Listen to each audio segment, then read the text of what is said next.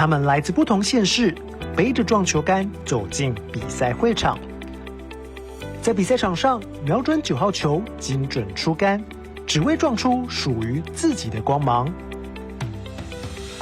撞球是一项透过思考、瞄准、力道控制的运动，每一次出杆都是对自己策略与技术的挑战。白球旋转，高速碰撞子球，透过跳球、取球特殊技巧，子球应声入袋，这就是花式撞球。稳定出杆，一杆清光球台上每一颗子球，掌声响起，这就是撞球迷人之处。每天不间断的自我加强练习，定杆、推杆、拉杆都是基本功法。白球力道精准控制到位，专注、冷静、瞄准出杆，撞进子球的刹那间，才有下一次的进攻机会。一场又一场的与球友对战练习，挑战高阶选手，增加实战经验，才能在比赛场上不怯场。发挥冲球爆发力，仔细思考进攻及防守策略，把握对手失误的进攻机会，发挥抗压能力，才能稳健出杆，夺下制胜关键局。这就是战胜对手、获得胜利的秘诀。114年度台湾杯全国撞球锦标赛8月30、31线上直播。精准出杆，撞出精彩。所有喜爱撞球运动和文化的观众朋友，欢迎您在周6的线上呢，早上的9点钟加入到我们的转播现场，一起来看今年114年度台湾杯全国撞球锦标赛。我们今天在高雄市政府社会局的妇幼青少年活动中心的 B1 呢，我们有一场这个国内撞坛的这些新秀，还有年轻小将们、青年选手们，他们将陆续呢把他们1年的苦练成果来展现出来。大家早安，我是董敬桥，今天很开心持续邀请到的是中正大学撞球代表队的教练林全甫先生，还有我们的台下转播团队为大家服务。林教练早安。早安。哇，教练这个1年1会去年我们一起看到了这个我们说是少年球王庄智宇在这个杯赛非常精彩的表现。那今年呢，因为您刚刚有提到，其实在这个海外也有一些大赛事，不过对于今年的台湾杯，您有什么一些期待或是一些看点，现在可以跟观众朋友来点一下？这次呢，我觉得蛮多，因为大学生刚好适逢开学嘛，对，那国中、国小还有高中的选手们，可以借由这一次，跟所有的选手一起切磋，那我觉得是一个很好的机会，可以表现一下自己，然后争取一下一个很好的名次。是。对，那这个其实今年2025年，我们台湾的撞坛也是发生了蛮多的大事的是的，包含在这个前几个月，我们的 CTPBA 职业撞球巡回赛的第一站在林口打，然后可以说是集结了老中青3代的选手齐聚一堂。那当然也有在7月份这个我们撞坛非常敬爱的绰号火云邪神的张荣麟先生呢，他这个心肌梗塞过世的消息，也是对整个台湾的撞坛也是令大家蛮惋惜的。那张先生他本身也是这个高雄出身的选手啊，对，所以在今年我们这个在高雄的比赛，我们也期待看看有没有更多的小将能够把这个台湾撞坛的这些香火呢，我们持续的延续下去。没错，高雄算是一个培育蛮多职业选手的地方，地理人杰，地理人杰，我本人也是高雄人。哎呀，那你就是一个最杰出的代表。没有，但我撞球打得不是很好。好，那我们来看待会的第一场比赛，我们会先从64强来开打，会由陈冠廷小选手来对上李子玉。透过画面可以看到2位选手这个脸上都还带有一些稚嫩的感觉。没错。对，但子玉选手应该算是非常积极的参加比赛了，那是比赛的一些常客了，然后也看得到他们穿的这个队服，他们是有一个专业的训练队。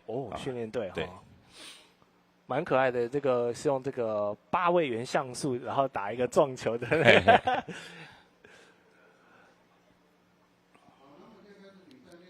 好，今天其实教练刚好提到，因为已经开学了嘛，是的。然后我们把握这个8月剩下的尾巴哦，在小朋友还在这个开心放完暑假，然后准备回到学校正式开始要投入课业的，赶快抓一个空档，然后再来比个赛这样子。没错，噩梦前的美梦。也不会啦，对啊。现在可能他们平常在学校，如果有一些社团有在练球，或许他还想早点回来，然后跟社团赶快再把球技给掌握起来。其实我前几天有看到一个报道，就是其实蛮多家长已经看到撞球圈已经跟以往不太一样，是啊，也愿意让小孩子进入这个撞球场里面去打球，是，或者是现在有一些专业的团队，然后他们有开一些课程班，像才艺班一样，然后去让小朋友学习。我觉得这都是一个时代的更迭，然后观念的转换。尤其是像台湾出了这个柯家三兄弟是的表现哦，球技好，人又帅，然后现在很多小朋友都是看他们打球长大的，对，也想看未来有没有精进球技，当然要苦练，也要有天分哦，才能以撞球为这个职业来讨生活。没错，因为其实台湾的运动选手不管是哪一个大家都蛮辛苦的。是，对，那我们也最近最大的消息就是我们的体育部部长，部长，对，没错，我们的李洋先生，没错，哇，这个金牌选手，哇，这个体育部的成立。也想好奇问一下教练，就作为这个体育人的一份子，怎么看体育部的成立？其实如果说体育人到底能不能做行政这件事情，我觉得我不担心，因为毕竟这是一个团队一起合作的部分。没错没错。那部长他其实只要掌握核心概念，是，然后请同仁们去往这个方向努力，没错。那我觉得这样就会有一个很好的发展。是，对。尤其是李洋跟王麒麟也是好几届的奥运这个男双金牌搭档，他们是从基层这样上来的，所以作为部长的身份，我相信他一定可以感同身受啊，第一线的选手在想什么，他们真正需要的是什么。没错，是，所以我们也期待9月9号嘛，我记得是9月9号，我们运动部的成立呢，想要让台湾的这个整个体育的大环境迈向一个更好的一个未来。对，真的是一个里程碑啦。是。对，因为这是一个把体育局变成体育部，这是直接拉高一个层级。没错，我们以往是隶属在教育部底下的一个独立的一个机构，那我们现在升格为部，也希望在未来整个对于我们体育的人才的栽培，还有整个体制都能够更完善。没错，好的，那我们的比赛2位选手也即将开始了，现在是。要比谁先冲球？先冲球好，看起来，好，那是我们白球的选手获得冲球权。那2位选手年纪相仿啊，都是抢4局。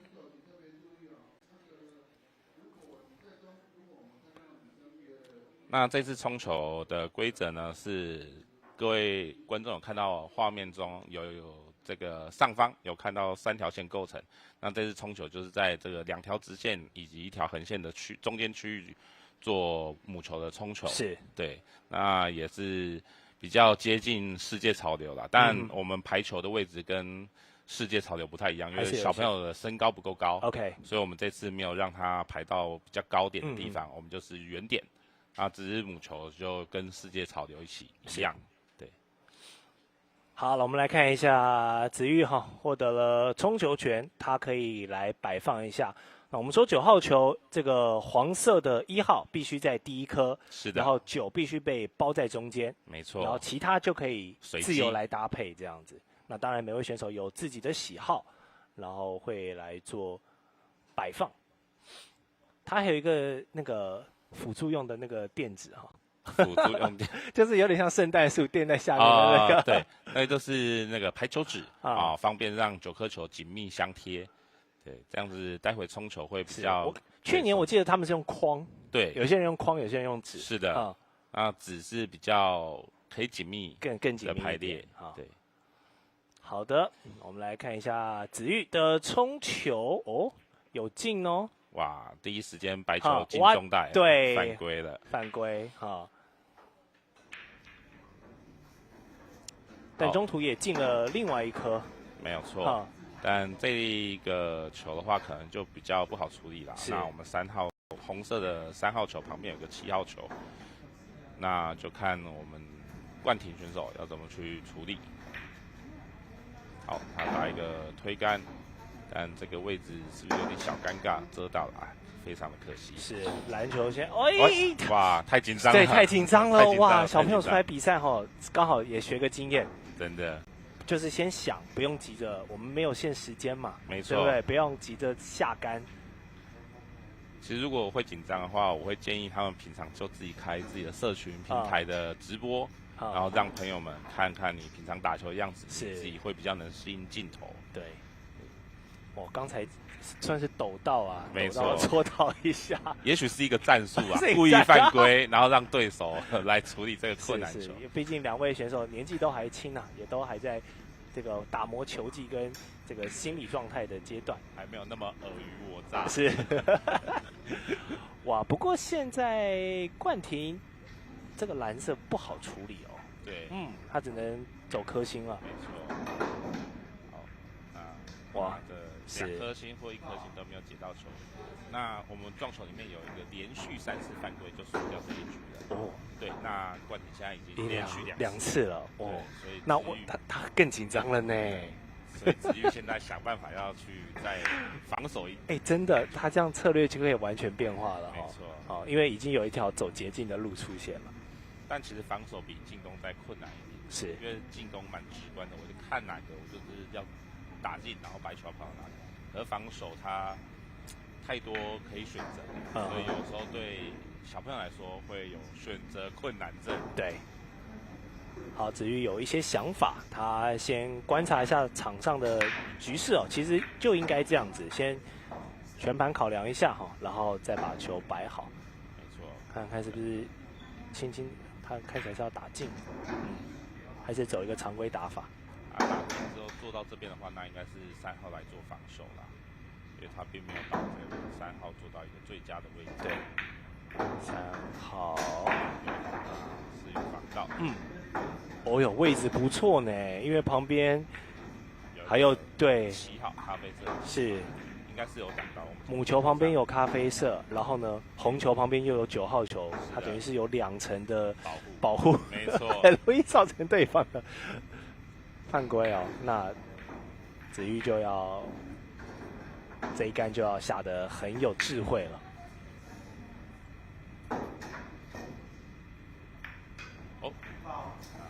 看他是不是已经犯规了？好，杆子先拨到8号，有吐到一下哦，刚才。非常轻。好，那这样子第1局有一点出乎意料哈，但有时候就是这样子。没错。那我们因为对子玉选手连续的3次犯规，应该是抱歉，说错，冠廷选手，对，冠廷选手连续的3次犯规哈，所以在第1局就让李子玉拿下一局，对。这个防守有时候可能比进攻还要容易，因为我们说进攻有9颗球嘛，要出9次杆才有办法赢下对手。防守搞不好出3次杆就可以拿下一局。哇，真的，这也是蛮别开生面的第1局哦。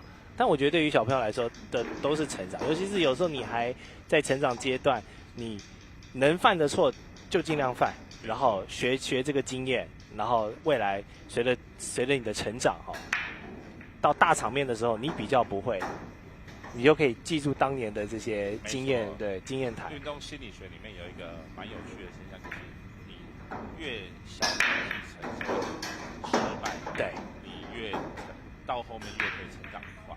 因为有时候当你有些球技的时候，你会自我保护，会不太敢去接受失败，然后你会觉得说，哦，我这样就可以了，我这样就可以了，反而你会阻碍自己的前进。好，那我们看一下子玉选手这个1号球可以进攻了，然后可以1颗星做到2号球或第杆横过来。哇，这个大力出击起击的干法，不错，母球现在的位置，他想要走一个捷径，打2，然后母球去抓球到球进。哇哦，对，他想要成为国小魔术师。可以耶，因为既然第一局都已经有一个状态了，我不妨尝试看看，尤其是像这种线路，有时候也是可遇不可求的。没错。不错，年轻人有想法，有点东西，有料。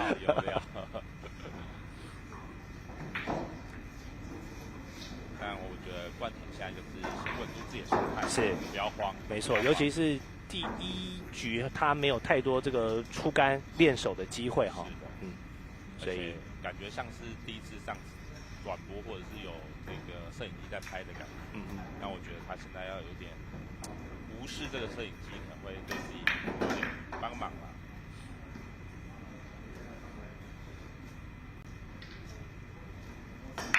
发生什么事？他觉得有犯规，但裁判制止他。但我也觉得应该没有犯规。是，所以有一些小动作。对。尤其他刚才出完之后，他可能认为自己有分，所以他手有下意识的去挡了一下母球。他想要去拿那个母球。所以如果他当时真的没犯，但是又因为这个动作出现，然后碰到了母球，那反而会造成真正的犯规。没错。所以其实这些小动作，冠廷之后都可以回去再收看重播然后自己再调整一下。好，李子玉继续来做3号球，哇哦，这一个颗星不错啊，可惜差一点点，对 ，lucky 了，没错。经过洞门前而不入，弹了2下。现在他们应该没有大禹治水这个做家门而不入。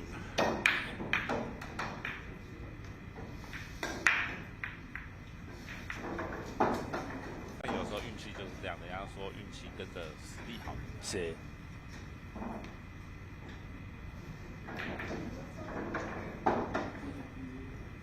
那现在运气还不错，子玉，那他现在可以进攻，但他有身高，他可能需要拿一个架杆器。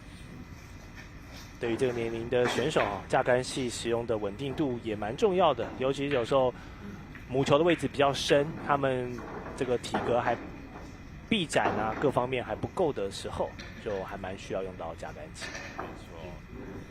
但其实我小时候学球的时候都蛮排斥用架杆器。所以你整个人爬上去，我会换另外一只手。换一只手，哇，左右互搏。就是以前的观念会觉得说用这个架杆器是一个懦弱的表现。OK， 懦弱的表现。就一拿人家就。是哦。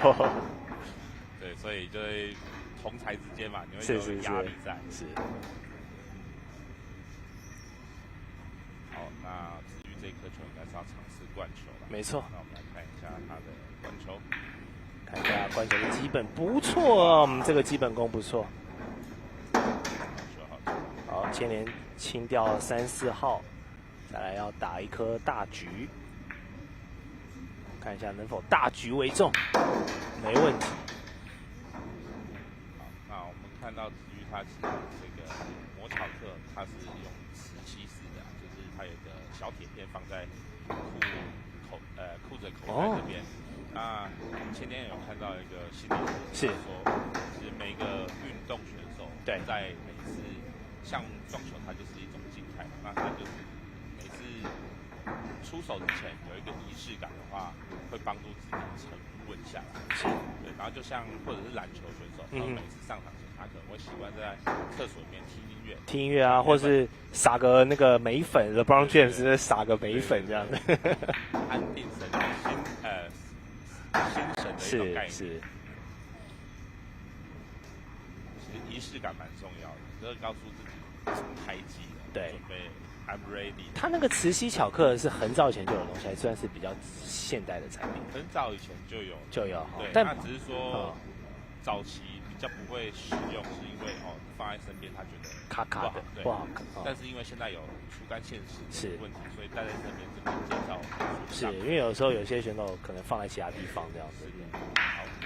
好，这个远端取球，我看一下他取球取的状况，打得不错，是有那个 curve 有做出来哈。我距离确实是有点远啊，要从底洞到对面的一个洞，而且以他的身高要把杆子拿斜也是有点困但是他打得不错。好，那我们看一下关婷，可惜没有把握住，有想要做球，差了点。莫慌张，莫慌张，年轻人沉住气。好，现在台面上剩下最后的3颗，其实双方都也要提前思考到下一步。下象棋。对，避免你进了1、2球，但是最后做了一个顺水人情给对方，所以对，所以要想好出杆跟这个布局。没错，9号球奥妙就在这边，就是你进了8颗，你还不算赢。没错没错，最后一颗才是至关重要的一颗。好，那这个6做8就稍微有点难，要决赛。那这个要出比较柔的杆法，而且现在小朋友的话，不晓得能不能打出这么轻柔的杆法。我们看一下，问题是走3颗星了。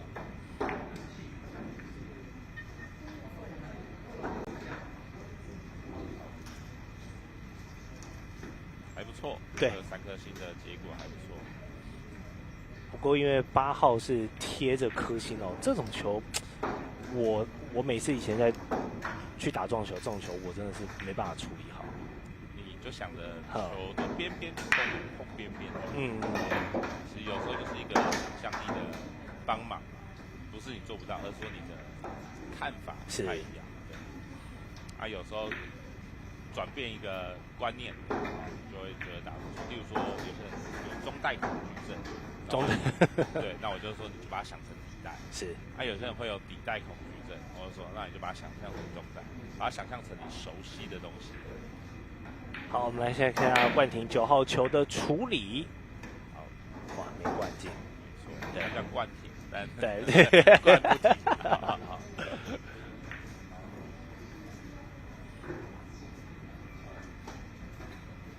其实大家的生活周遭应该是蛮多叫冠廷。是。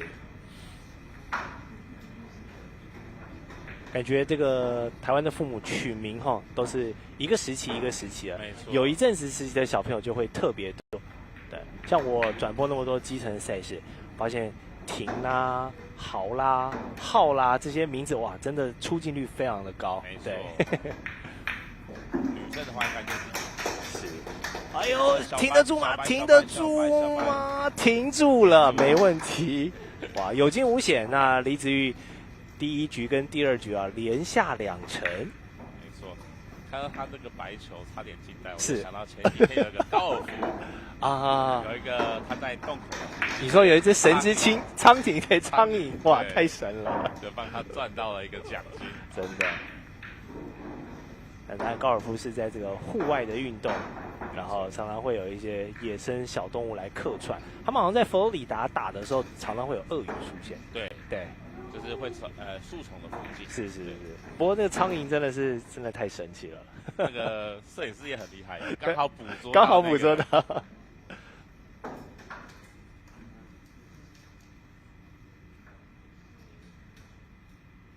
我记得以前有一个高尔夫球的选手，他真的要打的时候，他打出去之前发现他的高尔夫球动了，然后发现有一个龟子在推他的那个高尔夫，所以他打偏了，我就觉得蛮好玩的，就是户外才会有发生的事情。对。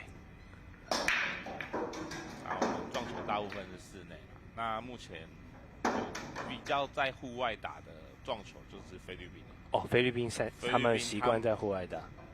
他们因为这是他们的有点像国球，所以他们到哪里都会打撞球。他有在鱼市场里面、海滩旁边都会有。是。那像菲律宾，它就是海岛国家，那昆虫也蛮多的。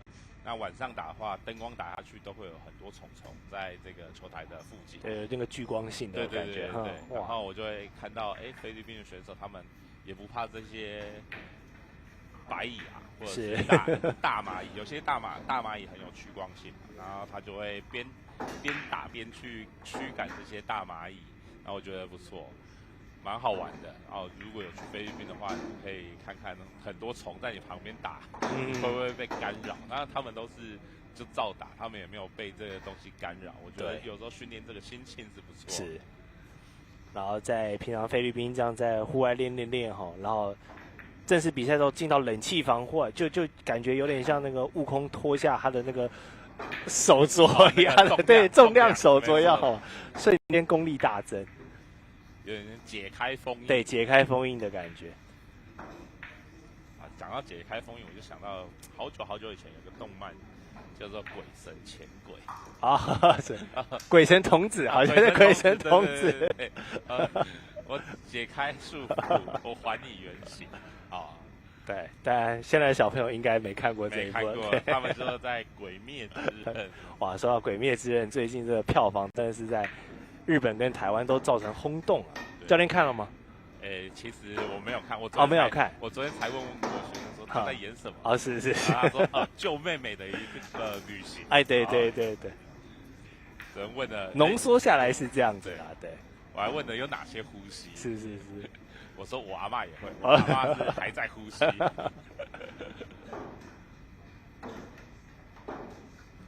当然，现在小朋友也都是看这种动漫长大，所以相信他们平常练球的时候，可能也都会彼此开玩笑，说他打这个是什么壮之呼吸，或者什么，没错，就是有点这种中二的这种，也是一种打球的乐趣了。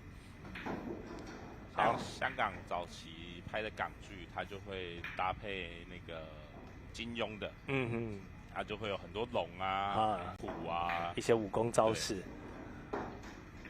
好，现在母球被8号贴在后面哦，所以要进攻3号的红色，有点这个角度看不好处理。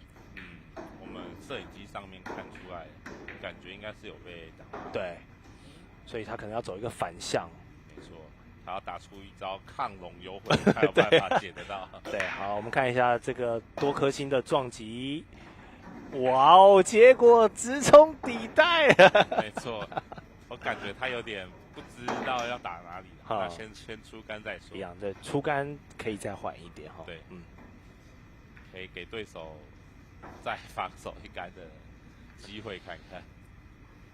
那我们子玉其实有点保守。他都是用防守，感觉对手不太会吃球，他就用防守来拿下比数。那我觉得是一个不错的选择。觉得这是一个胜者为王，败者为寇的残酷啊。那以前人家都说你拿3雕，你造成对手3次犯规拿下胜利，有点胜之不武的那种感觉。那我觉得他现在就是我不管那么多，是赢在，这就是一个策略的运用，我觉得没问题。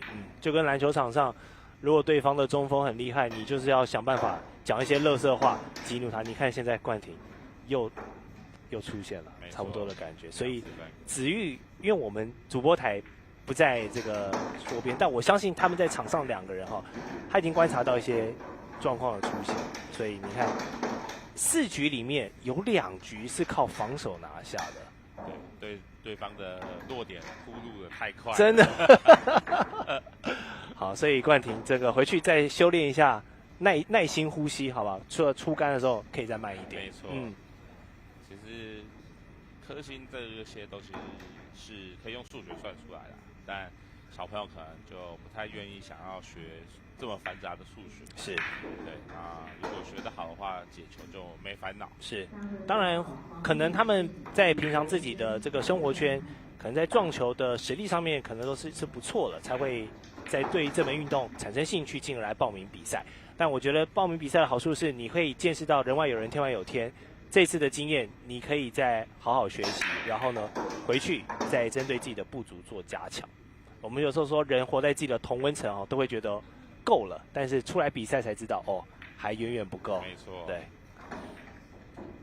当然，现在的学习资源也蛮多的，所以如果冠廷他想要像林教练这样看他今天的一些状况，可以建议他怎么样，透过哪些管道来做加强，或者一些自学的方式。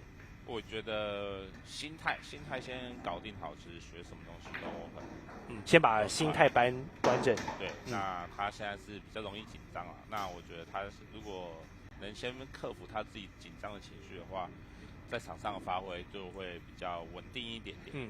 那他可以先借由他自己的社群软体，然后做直播，或者是在打的时候可以叫自己的亲朋好友多看他一下，对啊，可以掌握一下自己情绪的波动，知道自己我紧张，那有时候没办法克服紧张，那你要去适应紧张，那你要怎么去适应紧张？对，面对紧张有很多方法嘛，例如说是无视神经出到已经无视了，或者说你专注到无视了，还是你可以本来就喜欢这种压力，每个人的方法都不太一样，那你要找到自己面对压力的方法。好，这一球又蛮有挑战性的，2号的蓝色前方有重重的阻碍。好，这条路线选择的不错，没有受到干扰。好，感觉他现在已经第4局了，有点找到自己的状态了。那看会不会为时已晚？是，或者是力挽狂澜？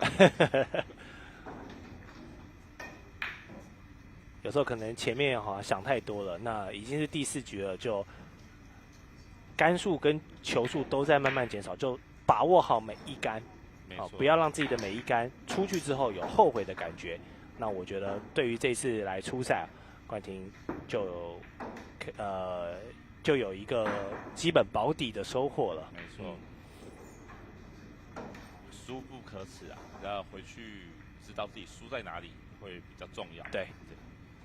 从错误中学习是，尤其是这4局里面有2局都是败给了自己的紧张跟这个连续3次犯规的规则而输掉的，所以这个部分的确是很明显可以再做加强的地方。好，李子玉继续的做进攻，现在要来清到第5颗大局。他可能5号球不太能直接进袋，他可能要做一个5-9碰，他有在做4秒，他想要走一个捷径。是，那我们来看一下他捷径有没有走到，还是走到一个陷阱。好，来看一下。好，那这个组合球并没有把9号球打进来，那留下一个机会给冠廷。那我们冠廷要好好把握，看可不可以开张啊？开张很重要，就跟每一个店一样，人家都说第一个客人很重要，会带来好彩头。那我们就看他这个5号球可不可以打进之后衔接到电话，好，非常的可惜。旁边观众也非常的多啦，是。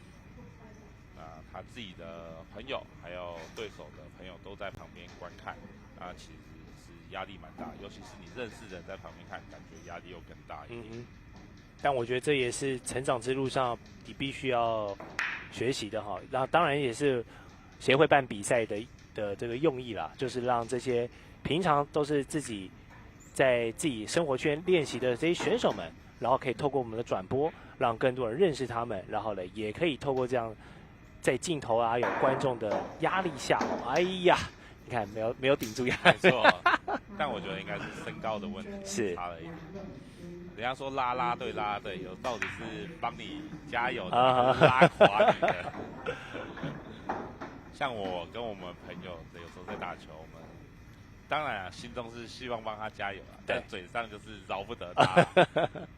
你们也在帮他制造这个压力测试啊。像我们中正大学，都会有一种默契的加油方式，是打得好，我们就是然后选手就会小声的做一些怪声。对，这就是我们的特殊的加油方式。然后这个灵感是来自于我们演艺圈的综艺大哥，是张飞，这个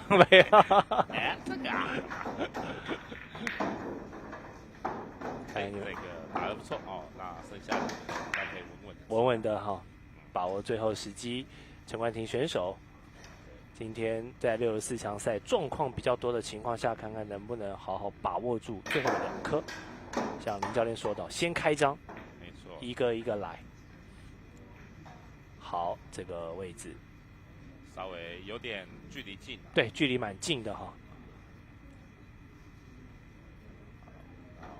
小心白球不要携带哈。这种距离近要慎防这个推杆过度，就顺着一起进去了。没错。好，哎呀，略微可惜。但有时候这种致命一击的把握度，确实就是打9号球你最需要掌握到的一门关键。没错。你要整个都准备好了再出杆，最怕选手用猜的啊。这边试试看啊，差不多了。啊，我就出杆了，然后最后才后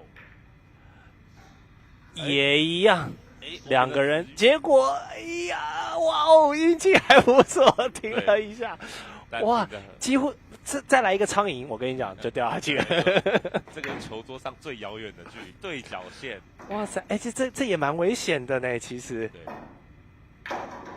哦。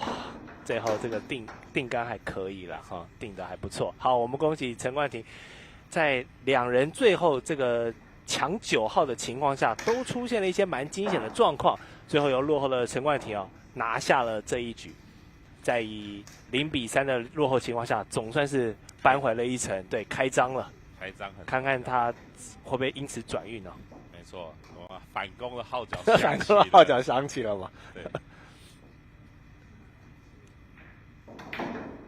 这让我想到好早以前一个军教片，说号角响起，号角响起，对，那是我最爱的一部军教片。哦，现在真的军教片很少了哈，因为国防部不再支援这些拍摄。是，号角响起就是最后一部军教片。但那部我觉得写的本是最好的，因为那是吴念真导演写的。有让教练想起这个军旅生涯很多真实的时刻，这样子。我军旅生涯是爽兵，是最舒服的空军单位啊。对，但我就不方便讲哪个单位，是，我怕我的。没问题。当然，这个军人节也快了，先祝所有的保家卫国的国军弟兄们，这军人节快乐。没错，9月3号。但军人其实是在我们国家占一个很重要的职责啦。是。对，那最近是有讨论到军人的加薪，我就是觉得不错啊。军人其实赋予的使命蛮多的，那我们也希望他们能过好自己的民生生活，然后才有其他的余力来保家卫国。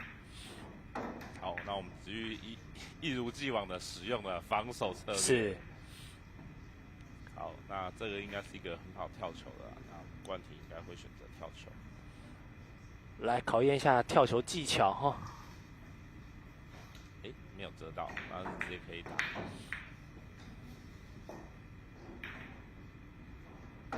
好，不要刺激啊，差一点哈，差一点又摁在水缸里。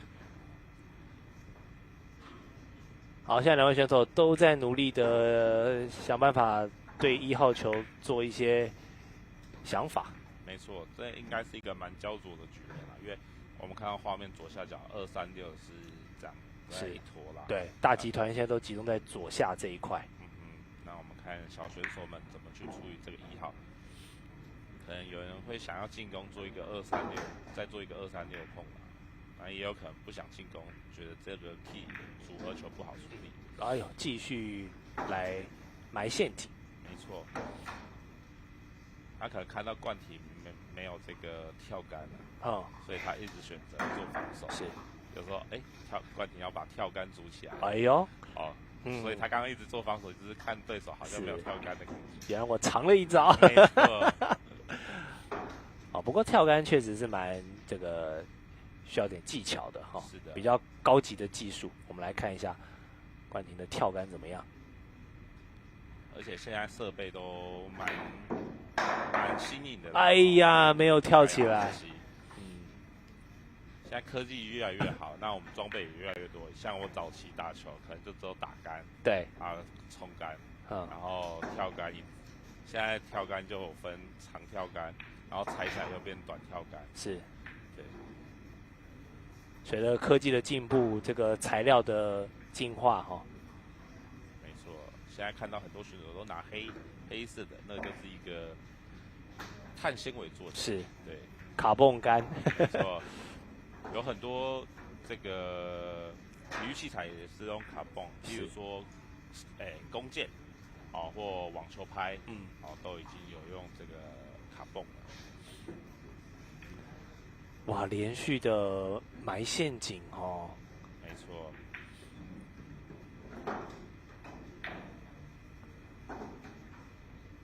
所以这一局比起这个青台更讲究的是场上心理战，谁能顶住压力。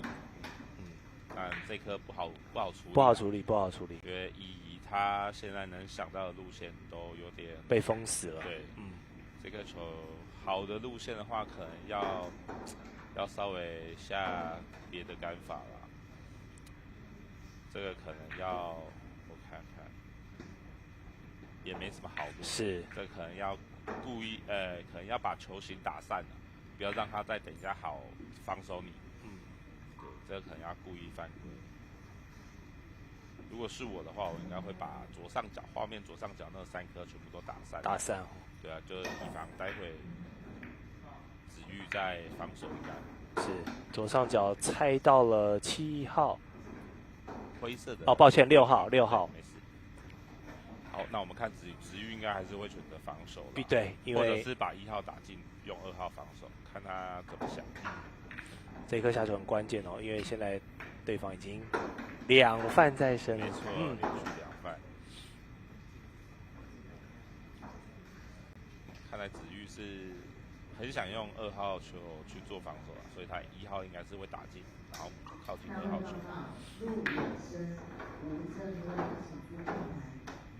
慢慢想，很多选择哈。没错。有时候小朋友在想的过程的动作，我也觉得蛮有趣的。你会看到他们真是有在想，但是好像这样子可不可以？好，那他确实是要做防守的。红球应该是3颗星，想要躲到红球的后面，看一下力量，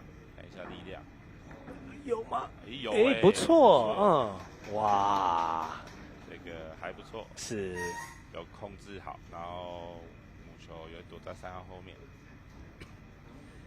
好嘛，冠廷还能不能活下来？就这一杆，就这一杆了哈。是否是最后一杆？就看这一 shot 了。冷静思考哈，用一下巧克来缓解一下紧张的情绪。快磨出火来了！真的快磨出火来了。来，我们林教练怎么看？刚刚的跳球不是发挥的很理想，前面有2颗基本上跳不起来。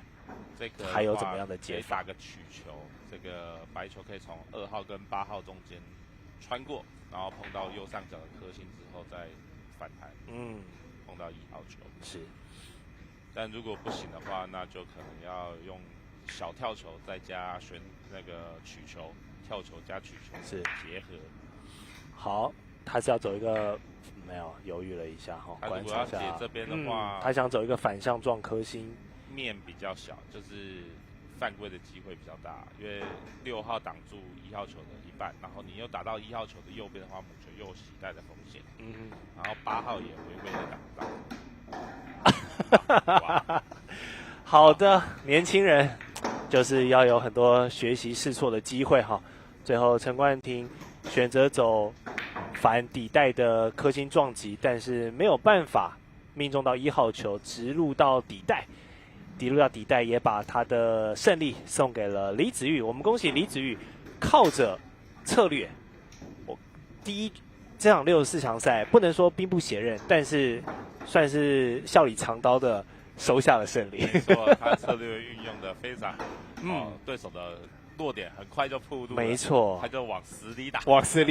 对，我抓着你的这个重点打。当然，我觉得这也是场上选手善用自己的优势，然后善用规则，这个当然能够取得更好的获胜方式，这都是不失为一个好的结果。好，我们恭喜李子玉哦，这个在今天转播的第一场 B 组64强赛靠着防守拿下了胜利。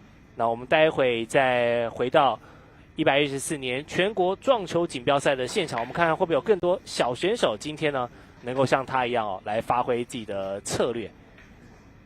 我们待会回到比赛现场。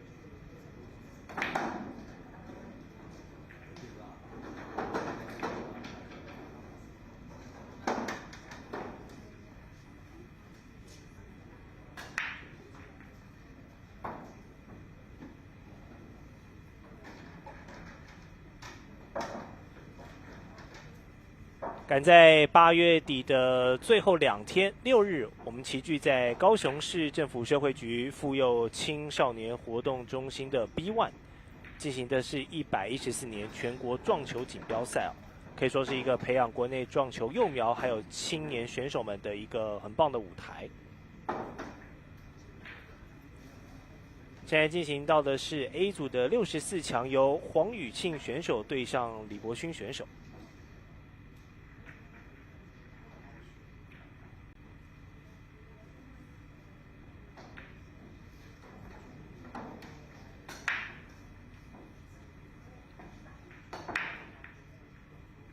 这些青年选手学生，这个刚结束了暑假，也蛮多人这个选择出国啦，或者是做一些自己的，不管是运动还是其他才艺的这种训练也是一个很好的成长的时机点。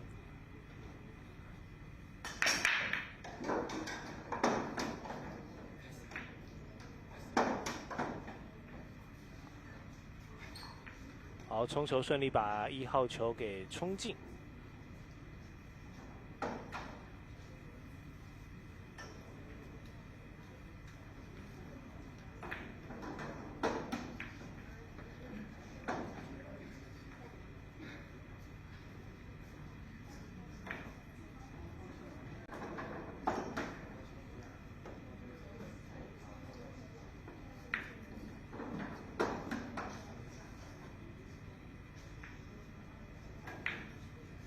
李博勋在台撞球桌旁边不断的绕应该都是在想待会后面几颗的路线先盘算好。2号的国切没问题，削边之后静带。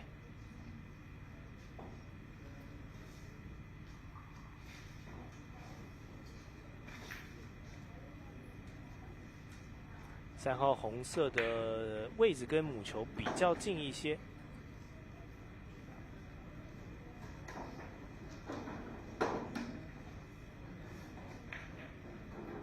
出杆的发力要稍微注意一下。轻推之后，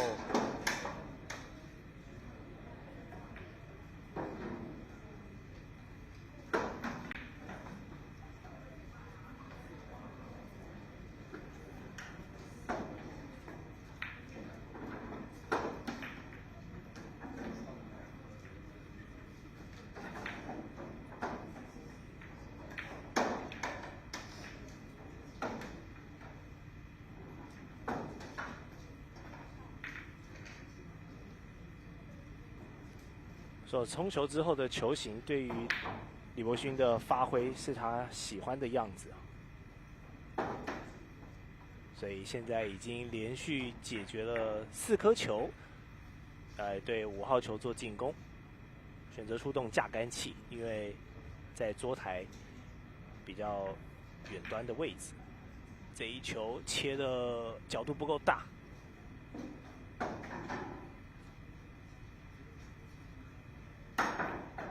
那么就轮到黄宇庆选手上场了，来进行他这场比赛的第一杆。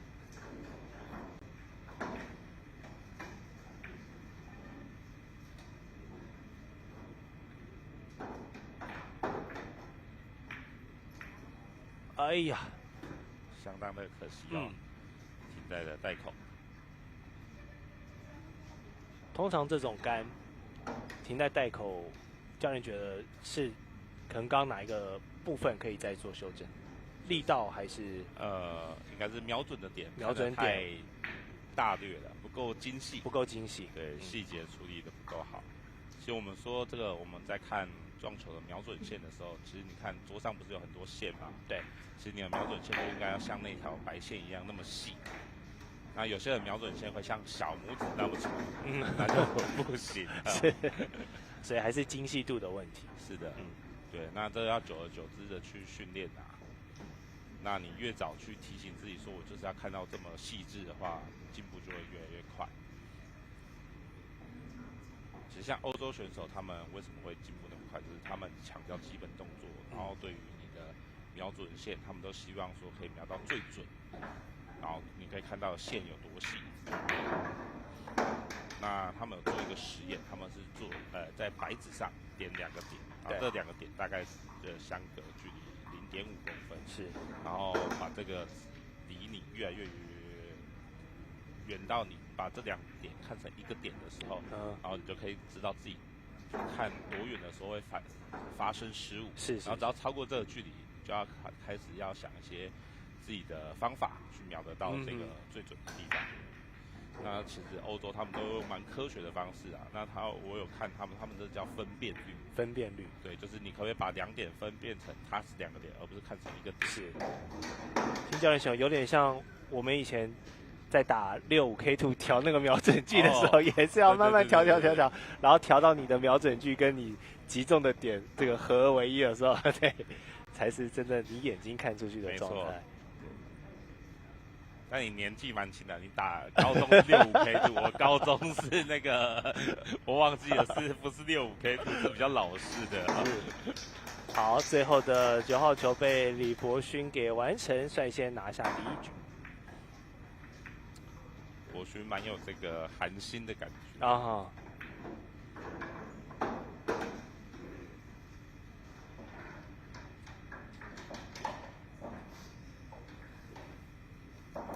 这也是穿着他们的这个队服嘛？队服，他们是这个台南骆代先生他们的撞球教室出来的学生，对，然后教练有3位吧，我记得，一位是这个张玉龙，然后一位是李博翰，然后一位是陈宇杰，2位。一位职业选手，一位业余体验选手，一位女子选手。哇，所以师资非常的丰富哈，各个层面的都有。有些选手可能，在学习的过程中，第一个接触的教练对他的影响是非常重大的。启蒙教练。有些启蒙教练也像男子选手，可能教男子选手就耐心会稍微不足。是，然后就会在学习的过程中可能会觉得挫折感比较大，对，没错。然后如果是带的是女子教练的话，就是耐心会比较好一些。好，来有好有坏，也好有坏，没错。看一下博勋第2冲，刚才第1冲球型打得也不错。好，有球进，然后3号球。还在旋转，是进不少呢。是的，直接把1、2都打进了。那接下来这个3号，如果中带可以保的话，可能可以下一个反赛，是，或者是直接打一个灌球也可以了。那他好像是要打灌球，他打灌球，不错。他有收听到我讲话。对，下杆蛮利落的哦，刚刚没有犹豫太久。4号粉色也没问题。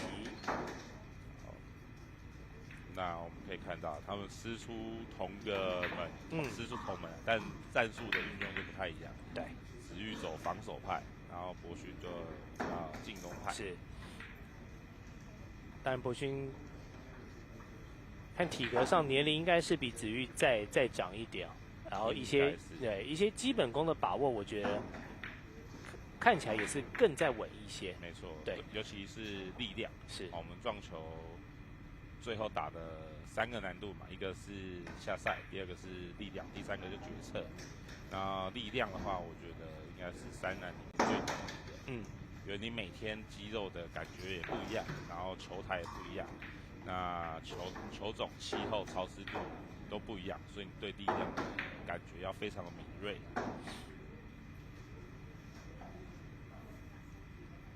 其实不止撞球啊，像网球，你对于力量的感觉要敏锐；乒乓球也是，羽毛球也是，都要非常的敏锐，才有办法把你的球控制得好。好，现在要想做6跟6、7、8，没错，这3颗后半段的球路，应该是一个 N 字形，做7、8碰，好球。好，那这个7、8的组合球打完之后，7号是尽量留在袋口吧。那如果一起进也没关系，你母球也控制好，同时做9号球，应该也是可以的。所以看看博勋母球有没有办法控制好，那7号球停在袋口就可以继续进攻，一起进啊，就直接打9号。好，你看他的打击前预备动作蛮多的哈，他一直有在调试自己。看一下组合球的基本功。哇，这个 key 的就不够好，不够整颗7号球没有在档口，增加了一个身材上的困难啊，身高。好，回去拿这个加长把。那撞球的加长把有分2种，一种是锁螺丝的，从后面锁上去；另外一种是套筒式。那它的是锁螺丝的，对。看他的表情，很闲庭信步的感觉。对。我觉得这就是一个选手养成，就是做得不好没有关系，不急不慌。遇到难事不要怕，就好好想着怎么解决就好。漂亮，球力量刚刚好。排球的位置停的也不错，稍微有一点过啊，稍微过头，对，稍微过头了。这个球的尾数有点可怕，对，所以感觉这个新部选手们在适应上可能还要再加强一下。对，但这本来就是一个成长过程。有一次我问一个职业选手学案，然后说，你到一个新的球台上，你要觉得自己花几颗球可以适应得了这个球台？他说大概3颗哈。对。然后我又有一次问秉义，然后他说打之前就已经猜到一半以上，打第1颗就要马上有感觉，就要进入状况。对，所以职业选手是蛮竞争的，是你打第1颗或打第3颗，反正3颗之内你一定要有一个自己的判断，然后马上做修正。好，虽然刚才第2局的那一个母球，最后在9号球进攻稍微有一点开过头一点点，但是李博勋还是靠自己的扎实的基本功化解掉，所以现在是连拿2局的状况。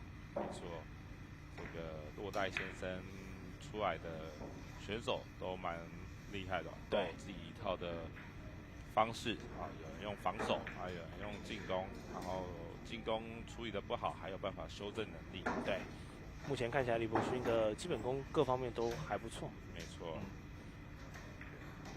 这样宇庆就要把握一下了，因为目前他没什么出杆的机会哈。你这样子在练手的过程中就会比较吃亏一些。而且他的局数也比较高一点，他要拿下5局。对，他要拿下5局。我们这个是用年纪来区分，是的，对不对？用年纪。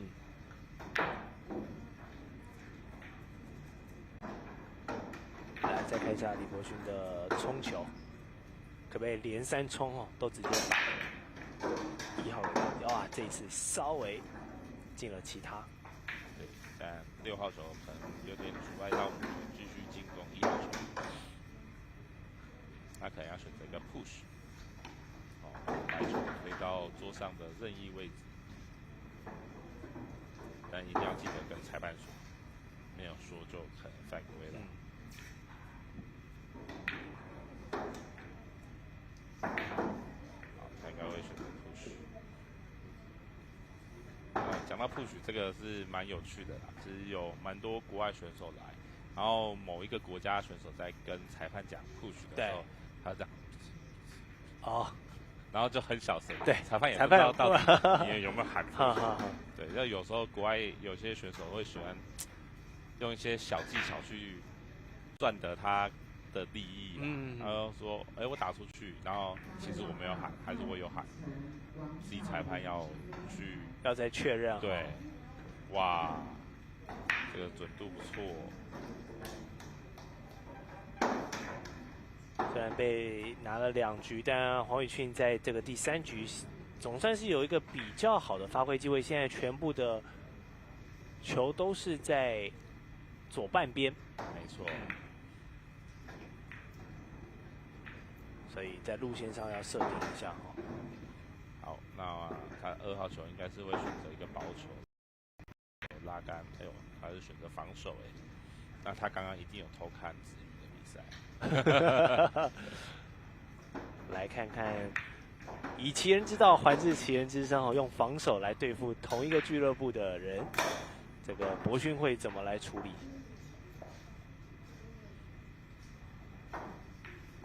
应该还是看得到可以进攻，对，只是远了点了，没错。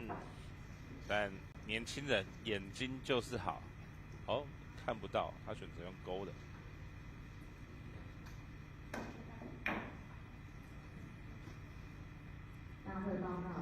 好，那留下来一个 chance， 给予庆一个很好的机会，对，看可不可以收下这一局。如果收下这一局的话，就不会落后太多。chance的机会出现对，看球路也都蛮分散的。看会不会赢下这场比赛，然后成为他衣服上面那个称号 ，boss， 当 boss， 没错，或是大魔王的感觉好，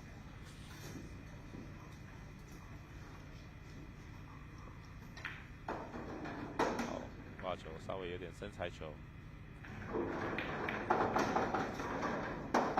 再来，撞到了，差了一点点，虽然还是可以进攻但角度有点小尴尬，可能要推杆，一些右闪过8号球，有没有闪过？有闪过，力量没有在控制。哇，现在4颗球体几乎快呈现一条线了。对，在风水上面，它到底是好还是不好呢？4颗连珠，没错。这种神秘学的东西，我其实小时候很喜欢看。就是有时候，我记得以前港片很喜欢拍神秘学，就是倪匡。倪匡对，他有拍很多，他有写很多小说，然后被翻拍成电影。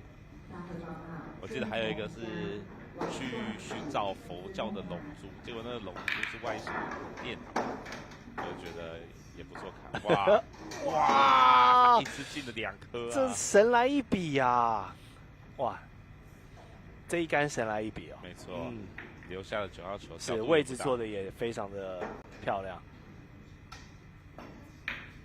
哇！结果打了一个大歪，可惜呀，可惜了一个好球，真的可惜了一个好球。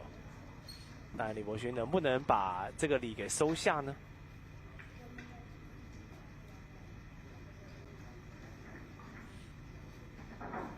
所以9号球好玩就在这真的进的多的不是赢，只有进9号球才是真理。是。尤其刚才那个7、8，哇，一次清2颗，然后9号的位置也好哈，没错，真的是到嘴的鸭子飞了。好，再确认一下。对，不错不错，好习惯好习惯。我觉得他很多动作都有点开始职业选手的风范了哈。尤其这种越为关键的时候越急不得，再三思考一下最佳的处理方式，不要这个。建立信心，哇！机会来了，我赶快收下。没错，对不对？通常有这么多好的习惯，要么就是被骂过，要么就是应该自己有吃亏过。对，吃亏过了。好，没问题，稳扎稳打的把宇信刚才的 chance 机会给收下。李伯勋听牌了。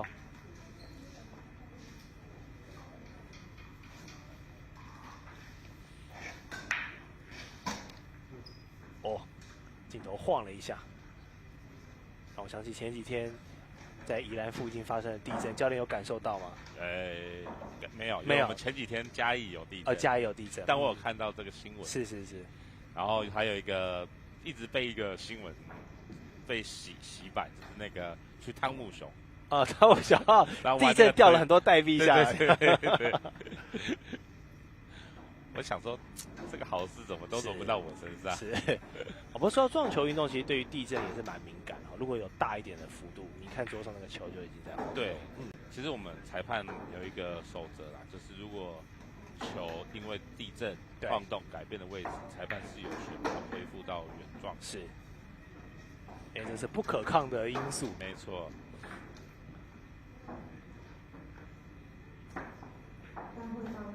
当然，小朋友要学习这个正确的地震观念哈。如果打球的场馆是有这个可以立刻逃出到空旷的空间，就赶快选择逃出。但如果是高楼层啊，然后震动幅度很大，也可以考虑躲到这个坚硬的角落。没错。对，我记得我小时候就是被教导说，地震来了要躲到这个课桌椅的底下是。对，但我就是比较叛逆的那个，我就是会站在课桌椅上面，然后一直学着孙悟空发气，然后老师就会问我说你在干嘛？我说我要感受到大地震动的感觉。确实，林教练也是蛮中二的。只有那个时候才会感觉自己在发气啊。是。好，那我们看一下这个冲完的结果。一样哈，有进了3颗球。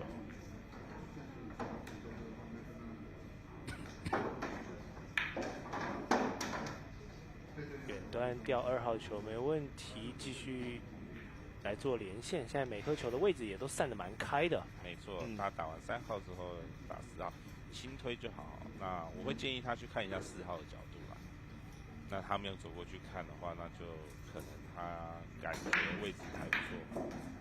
完蛋，错边，这个就是没有走过去看，要跑到哪一边的习惯，那变成他4号球做5号球就比较困难一点点。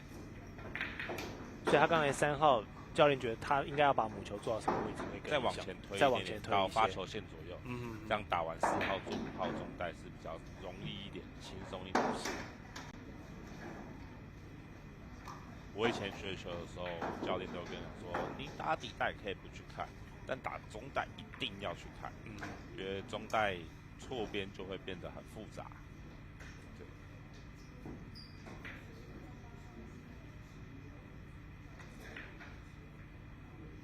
好，我们看一下他稳定性球，感觉他已经有那个年轻选手的风范。有哦，对，每球处理的不疾不徐的哈，而且基本功真的是也蛮好的。而且我觉得他对力量的敏感度蛮高的。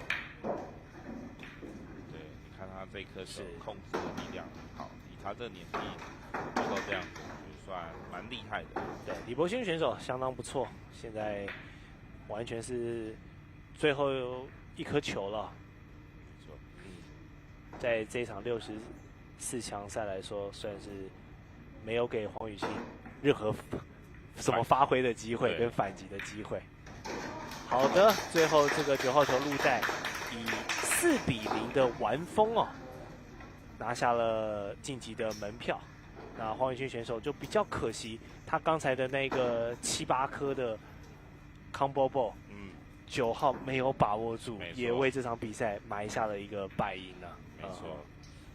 好，我们再次恭喜李博勋选手，然后我们短暂休息5分钟，待会再持续进行下一场比赛。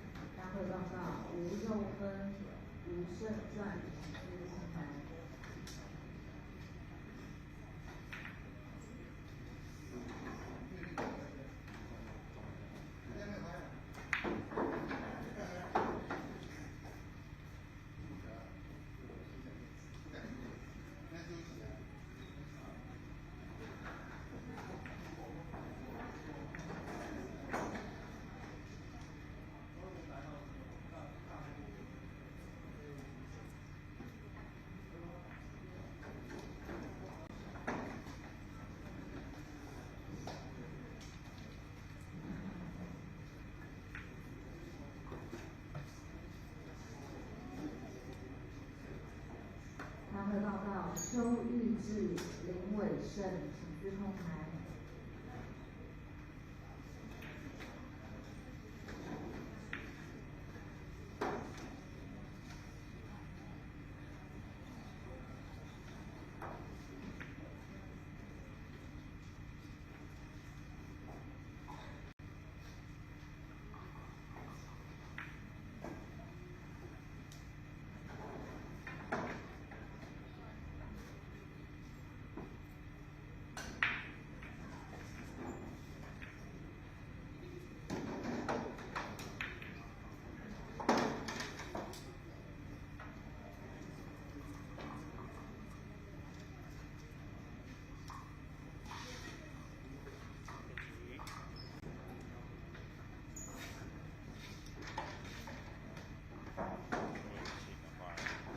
3局，是我们本场比赛最低局数。那郑群也是来自撞球世家啊，他的父亲是有着府城战神之称的撞球国手郑崇华先生，在台南经营2间撞球馆。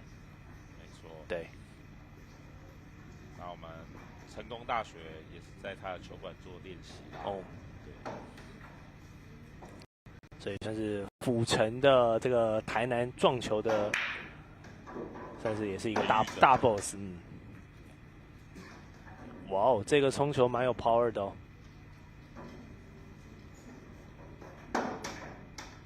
那其实台南就是大概分3个体系啦，一个是张玉龙那边的 Cuties，然后另外一个是落袋先生这边，然后再就是郑崇华这边。是。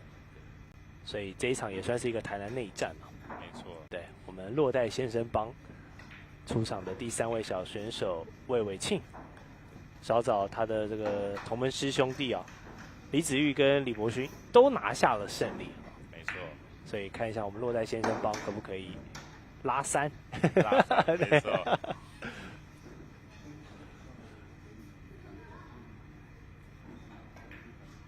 但其实台南早期没有这么多的训练的体系那当然还是归功于台北开始做这个引领先驱啦，然后台南或高雄才默默的开始有这些体系出来。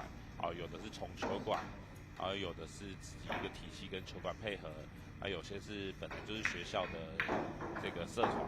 那我觉得越来越多这样子不一样的体系，当然是最好。那也很感谢很多球馆配合，然后可以让很多团体去做选手的培养。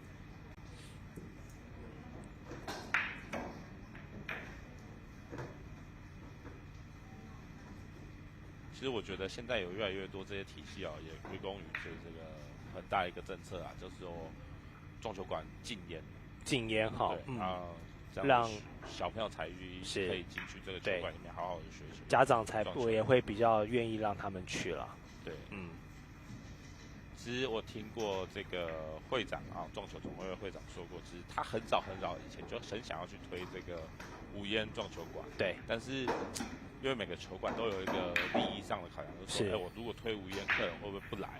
所以他们都不愿意推，会有经营方面的一些忧虑。是的，然后刚好遇到这个 COVID-19， 对，然后大家都戴口罩，大家就不能禁烟，然后刚好就因为这件事情，就顺势的做这个没错无烟球馆，然后也获得很大的一个效果。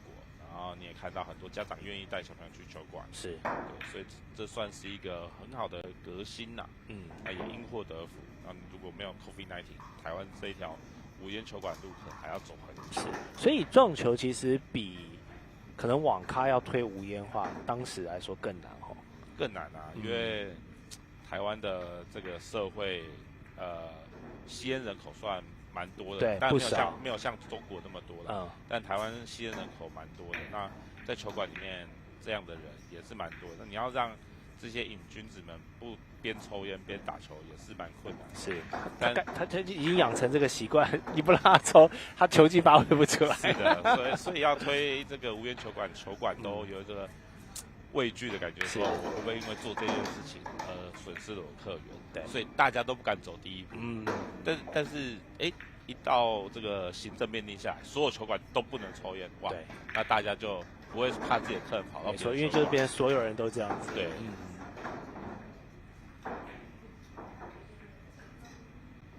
当然，我觉得就是最好的方就是提供消费者多元的选择啦。市场上我们有无烟球馆，那如果真的有这种瘾君子需要的，或许也可以有一间是专门否他们的，或是怎么样。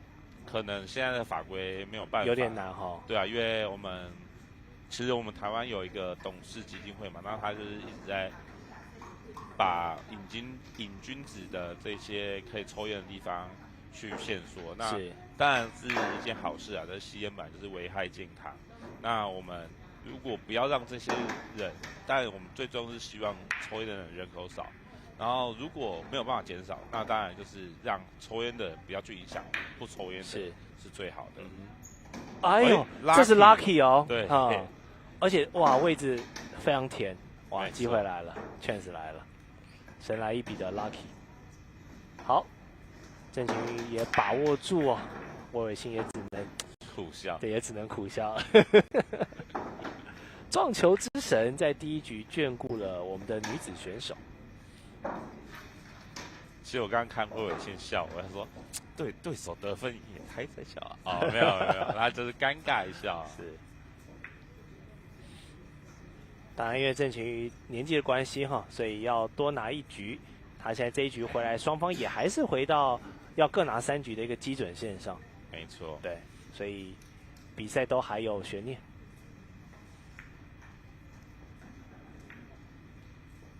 那我们看到郑晴瑜选手，他拿的是这个卡蹦的黑前结哈。那其实女子选手的力量比较小一点，我们都蛮建议女子选手的力量小的话，拿黑前结是一个不错的考虑。那等你长大一点，身材比较高一点，你比较能发得出力量的时候，你可以再去做其他的选择。是，对。其实真的是一个救星呐。如果黑前结来说的话，对女子年轻选手来说，真的是一个很好用。对，因为力量上真的差蛮多的。像我刚刚跟晴瑜的爸爸从郑教练要讨论，其实黑前结真的帮助女子青少年蛮多的，因为女生肌肉的力量本来就真的比较小一些。是。好，那他刚刚这个尝试想要做组合球，失败了。对，球都靠太近了哈，先把它炸开一下。好，那我们看郑晴瑜会不会选择做一个防守？应该是会选择防守啦，分两边最简单的战术。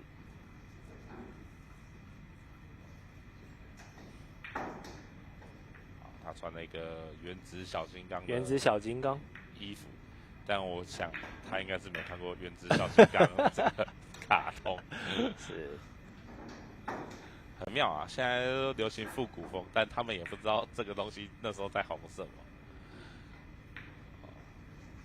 就好像有人他们会唱一些伍佰的歌啊，或者是刘德华的歌，然后他们就是觉得好听，但不知道那时候这首歌到底有多红。对，像我前几天看到这个 Michael Jackson 的这个纪录片，然后就有说，为什么 Michael Jackson 是一个舞蹈之神？然后他们会觉得说，以前的人真的这么疯狂吗？我就说，真的非常疯狂，有人看他演唱会看到昏倒。然后我还记得他来台湾的时候是用这个他自己带来的矿泉水洗澡啊，对，他载的14版吧。真的 ，Michael Jackson 是这个人类历史上的一块瑰宝啊。没错，他来台湾开了2次演唱会。好，继续。小郑继续买防守，然后伟信刚才也是在做篮球进攻的时候出现了一些状况，但这一颗就是有处理的机会的。进攻，还买1送1啊！好，那3号球可能没办法直接进攻啦，嗯，可能要做一个3、4碰，或者是3号碰到1颗星之后再接到4号球进底袋。尝试。哇，哦哟，哇，这么准，真的准呢！ Eagle Eyes， 而且他出杆都没有犹豫，他就是要走这个路线。没错。嗯，小白哦，有控制非常住危险。嗯，那我刚刚看他的头是稍微歪一边，他可能习惯用右眼哦，右眼那他右眼的比例有点蛮高的。哎，小白进去了，哇，有可惜了，他得到了一个 Eagle。对。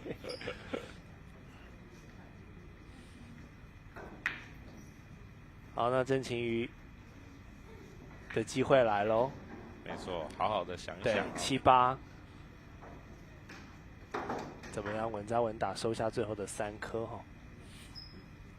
伟庆我觉得他都打太快，有点太水性。嗯，但可能跟他的年纪有关。对，年纪还小。那我会觉得小朋友只是享受就好。是，对，不用太苛求。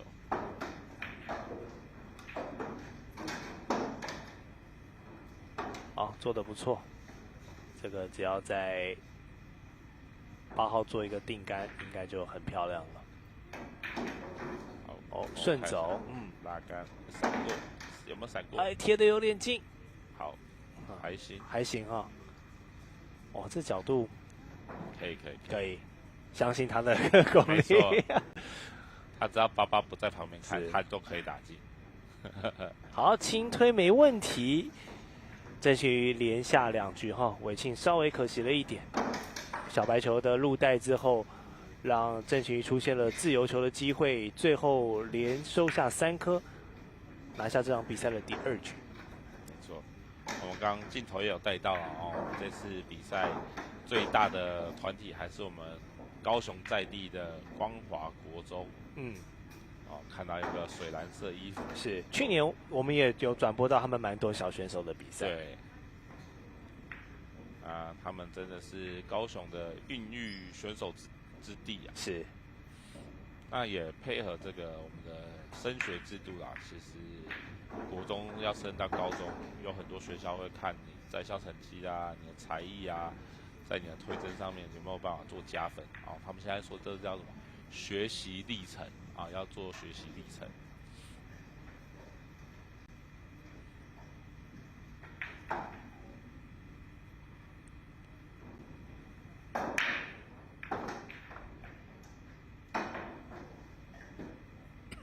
哇，冲得非常的散哈。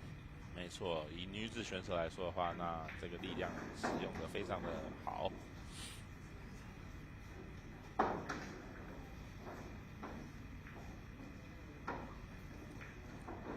好，那我们看伟庆应该会选择防守。那我们看他会选择怎么防守，还是强攻？好，他选择防守。很可惜没有防到，留下一个远球的像，没关系。哦，桌上还有9颗球。哦，使用一个6-3策略，就是对手打进6颗，我打最后3颗。好，拉杆，哇，差的有点多。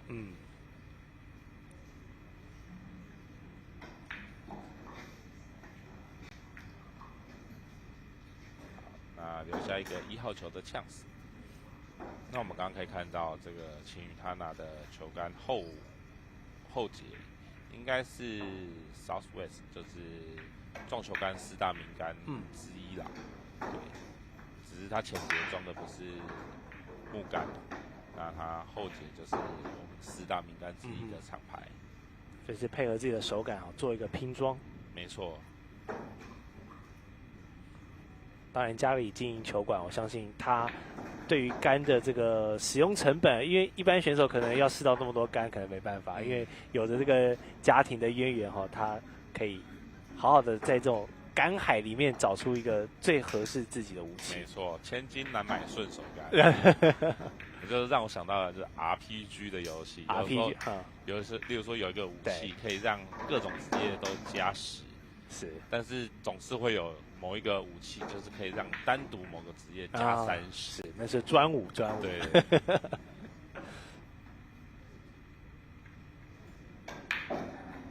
哦，打一个定杆。对，定杆。3号球就是远球。那这个3做4的话，就稍微有点困难一点啊。是，但我猜伟庆应该不管那么多了，先打进再说。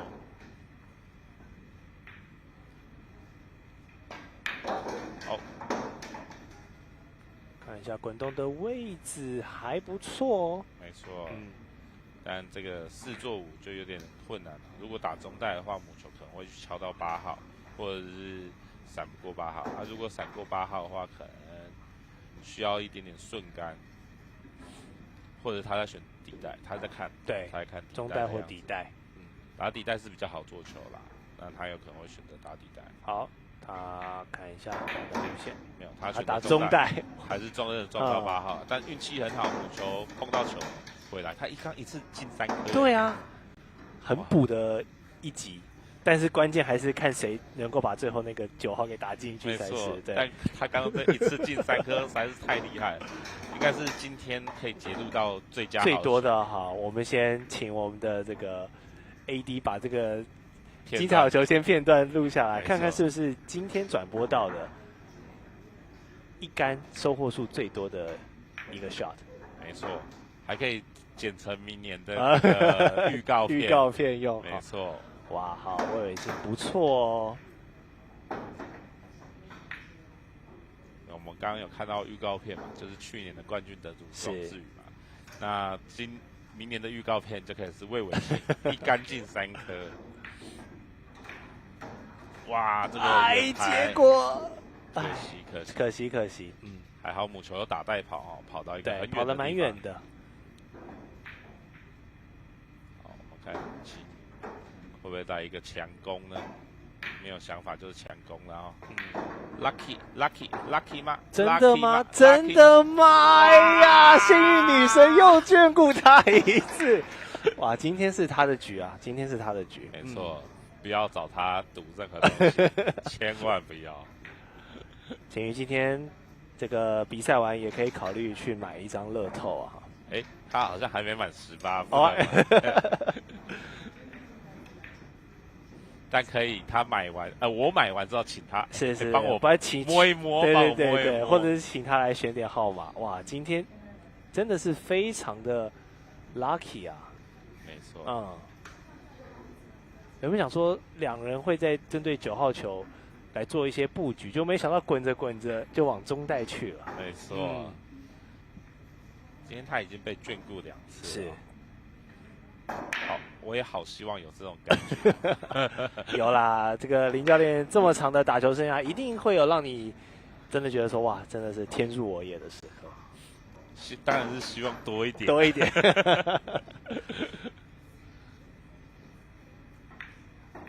有我们的这个左手杆女子选手，真的是高雄算是她的宝地哦。有没有 lucky？ 哎呦，哇，这个运气很好，母球躲得非常深啊，刁钻。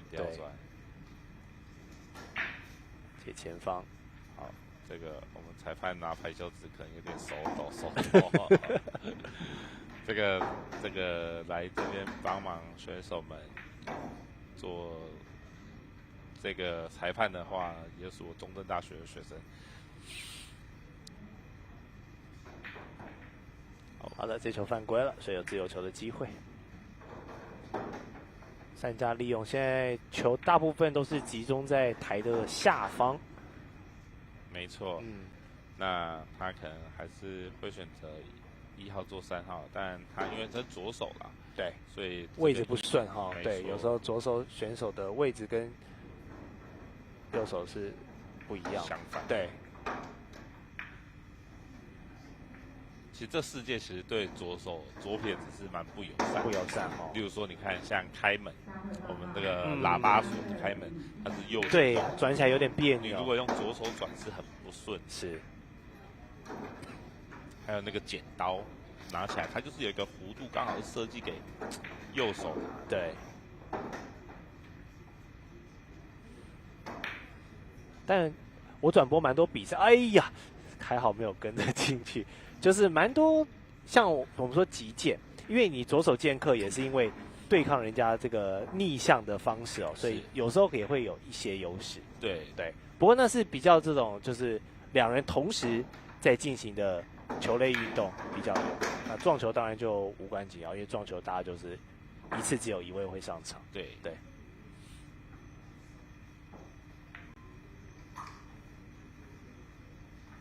哦，观察架杆器，来看一下伟庆架杆的水准怎么样？小朋友，你看架杆器现在都比他们还高啊！这个打撞球啊，我是建议应该是要140公分以上在打撞球，不然这个你打球会有点受到阻碍。这阻碍主要是你的手肘没有高过球台，当你趴下去的时候，这样你就会变成手是侧手打。那侧手打长大了之后，你如果还是侧手，那就很容易会有歪的问题。是，对，就如果在训练过程中没有得到比较好的正规的调整的话，就怕你姿势就长歪了哈。然后你一旦养成一个习惯，未来要再调整就比较困难了。没错，因为其实撞球它就是你所有关节都在球杆的那个条直线上是最漂亮的，你的容错率是最高的。是，所以如果有侧手的话，它不是会打不好，而是说今天你如果不小心犯错了，那你的容错率就变低了。啊，教练觉得这么多选手，哪一位选手的姿势是你觉得最优美？最优美，我们先不论球技，就纯讲姿势。那我们国内选手的话，我觉得秉义的这个基本功的动作，还是非常标准。OK， 对，而且受惠于他这个基本动作的扎实，他有去中国打这个中式8号或中式9号，打这个球台，他也获得不错的名次啊。因为中式球台跟花式球台还是有些不一样，那它对于准度的要求性稍微高一点点，对，那就要非常有扎实的基本功。但美式就跟中式不一样，美式就比较强调你母球的走的路线，然后会跑到比较好的位置，展现的东西不一样。哇，这个关底漂亮，好了，一言不合就灌球。对，一言不合就灌球。来，考验一下郑晴瑜最后的关键一杆哦。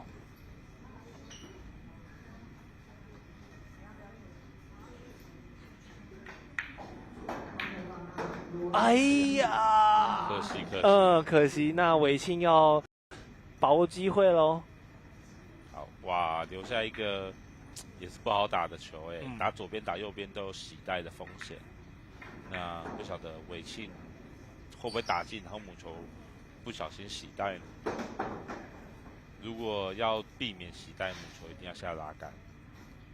OK， 好。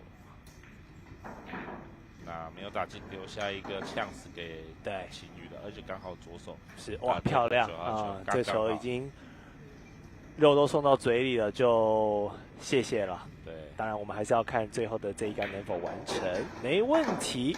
我们恭喜郑晴瑜拿下了获胜的第4局哦。当然这场比赛他有把握住自己的东西之外呢，也是靠着2个非常关键的 lucky 啊、lucky 对 lucky。那当我们说这个运气也是实力的一部分了，没错。那也希望他能够继续保持下去哦，为我们今天的比赛呢增添一些这个女性选手的魅力啊。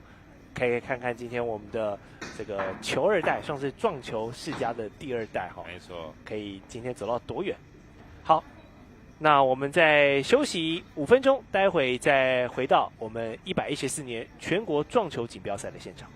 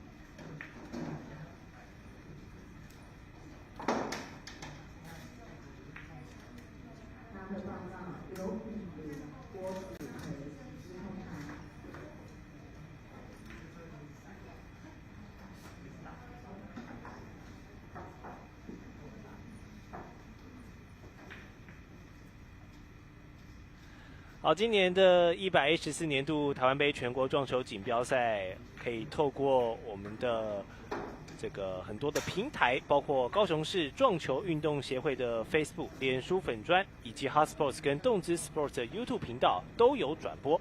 那也会有一些这个直播室的聊天室，所以喜爱撞球运动的观众朋友也可以多多的留言哦。有什么问题也都可以欢迎询问，也欢迎大家在这些平台帮忙订阅，我们的小编都很辛苦在经营啊。好，因为今天的比赛这个运气不错，大家都走得很顺了，很多这个直落3、直落4的状况出现，所以我们把下午的场次提前到上面来进行。现在看到的是 B 组的64强，由胡家乐选手对上李义杰选手。没错，那我们胡家乐选手是这场赛事为数不多的6局选手。6局选手代表他是里面年龄比较长的大孩子，大孩子。哇，所以他要拿的局数是李义杰的 double 呢。没错。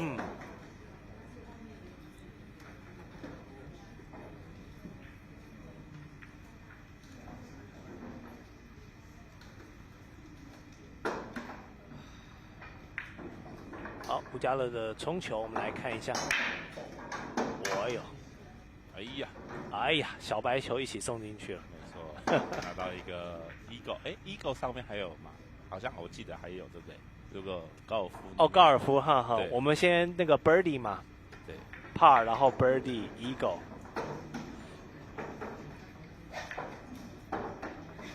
再来可能要看洞数，要看洞数。对，有些就一杆进洞，一杆进洞就要请客。我上次看那个报道，那个郭台铭好像一杆进洞，是，然后现场发太棒了，哇，真的很想当郭董的这个干弟，哇，太幸运了。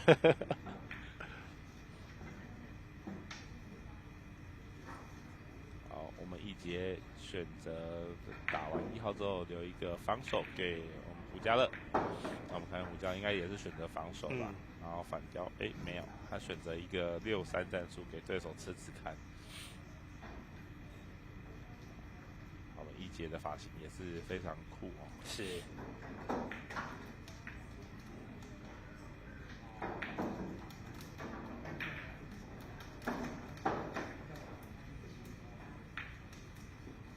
好，两位选手现在都在努力的想办法，先把1号球给化解掉。没错，我们一节选手的妈妈也是我们女子职业会的选手林小琪教练。小琪教练，所以他也是个球2代哦。对，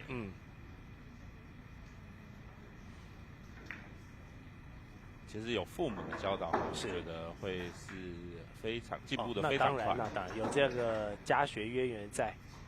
对，而且陪伴的时间也够长。是。对。但也要看契机，有些小朋友可能家里是学撞球，一出生你可能就对撞球没兴趣。对，这也要看。对，有些家长会施加给小朋友的压力更大，说我是职业选手，你是我儿子，你是我女儿，你怎么可以打成这样？是。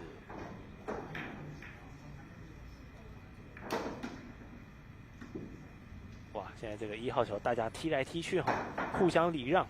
没错。古有孔融让梨，今天有2位选手让1号球，你吃你吃。因为这不是梨，这感觉像个橘子。对。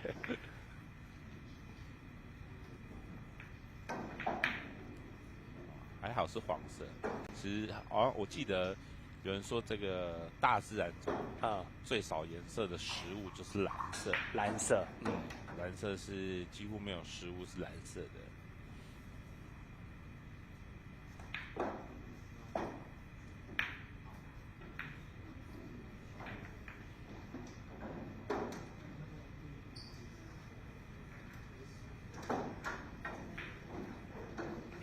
这1号球被调来调去现在还在桌上，持续等待化解。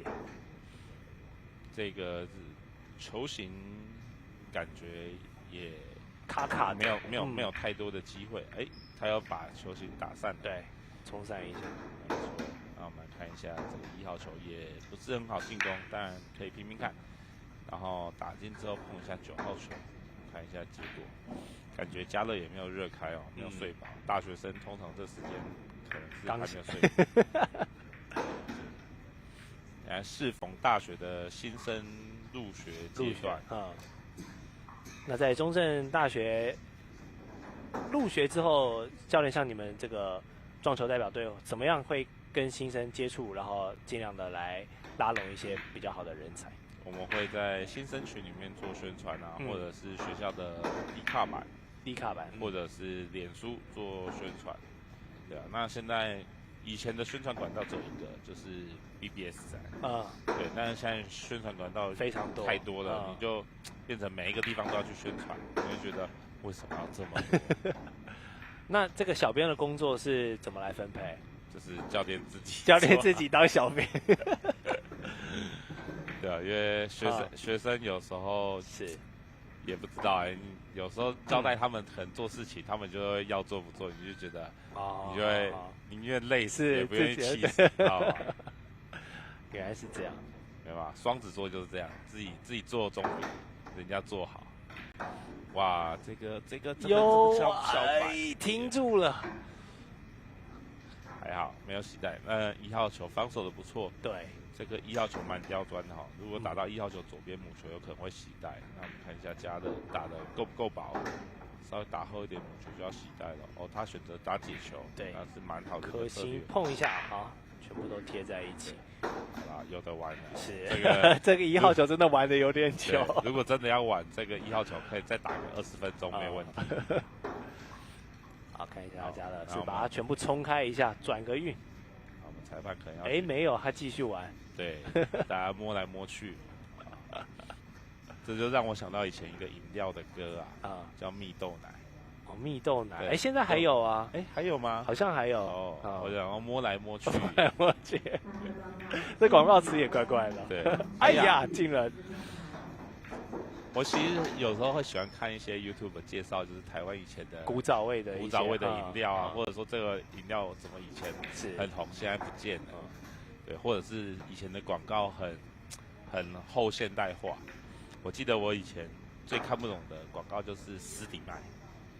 不晓得我还真不知道。不，你多形容一下，说不定我的记忆会燃起我的记忆。它就是一个口香糖的广告。口香糖。对，然后它拍的很后现代，就是很前卫。它就是用紫色，然后拍的很让你摸不着头绪。他在卖什么产品这样子？你知道他是卖 OK？ 对，但是他读数的叙事的方式，他就是独树一格，然后告诉你我是一个艺术大师的感觉。哇！那个口香糖好吃吗？我也忘了。对，但以前很多都是卖一些风格。OK， 例如说有一个能量饮料叫 X Power， 然后他就会找一个老头，然后假如看到一个外星人说就是那个瓜这个我知道，这个我知道。对，然后要不然就是以前这个柯达底片，他会说他抓得住，对，他就会介绍一些这些产品的特色，而不是会去叙事一些功能我就觉得这就是早期在对产品的赋予生命的价值不一样的感觉。所以人家说广告它不一定要阐述产品的功能，对，你要让这个产品跟别的产品打出不一样的感觉，你就是赋予它另外一种生命。没错。我觉得这个做的最好的广告公司应该就是台湾很有名的广告公司奥美。我记得广告界有一个奖吧，叫4A 奖，那他们都有这个广告的竞赛。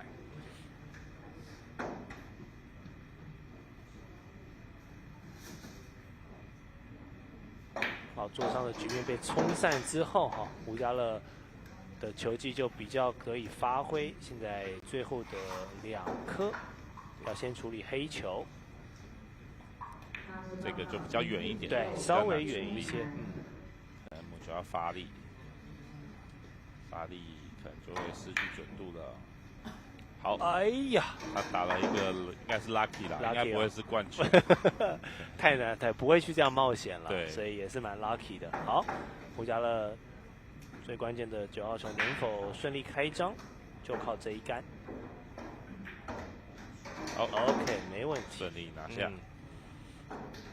选手其实可以尽情的进攻啦。我刚刚稍微看了一下这个我们的转播桌的洞，其实算蛮大的。对，所以选手们可以不用太顾虑说自己的准度不好。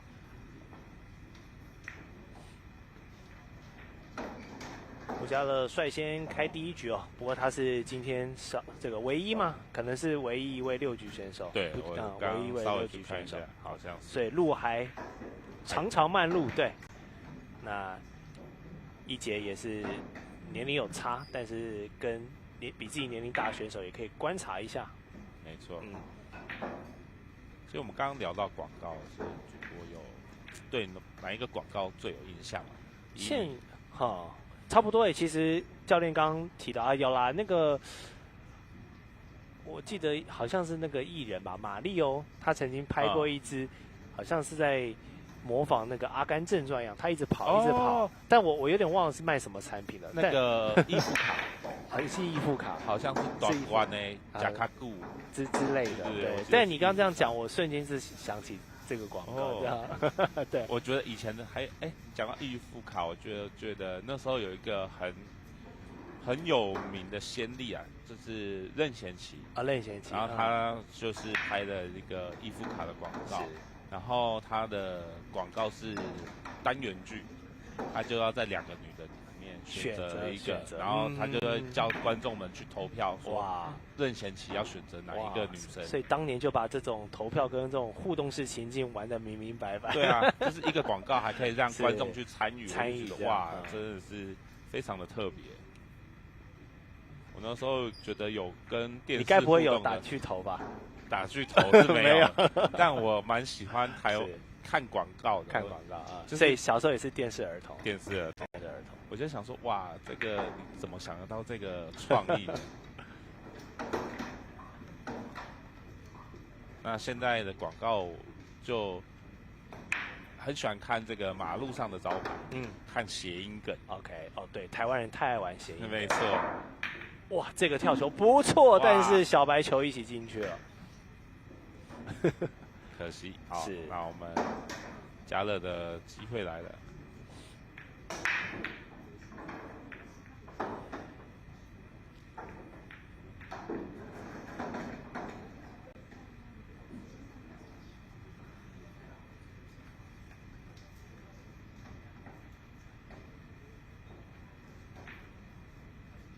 好，可能要去带一下3号吗？还是3号可以直接进攻中带？好，我们看一下嘉乐这个第一杆左塞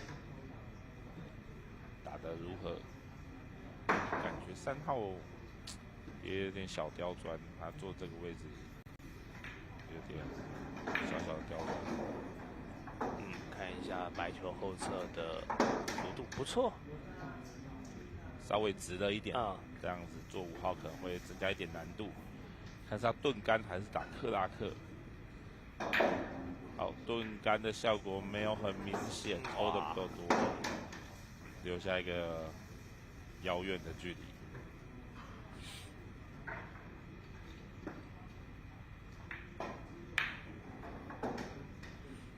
在底洞前面弹了2下，没错，准度还是稍微不够。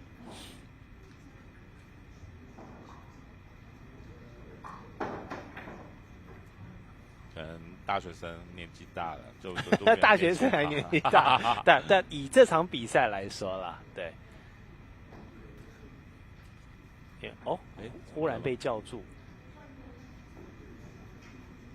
好像皮头是碰到，碰到了，要小，哇，很可惜耶。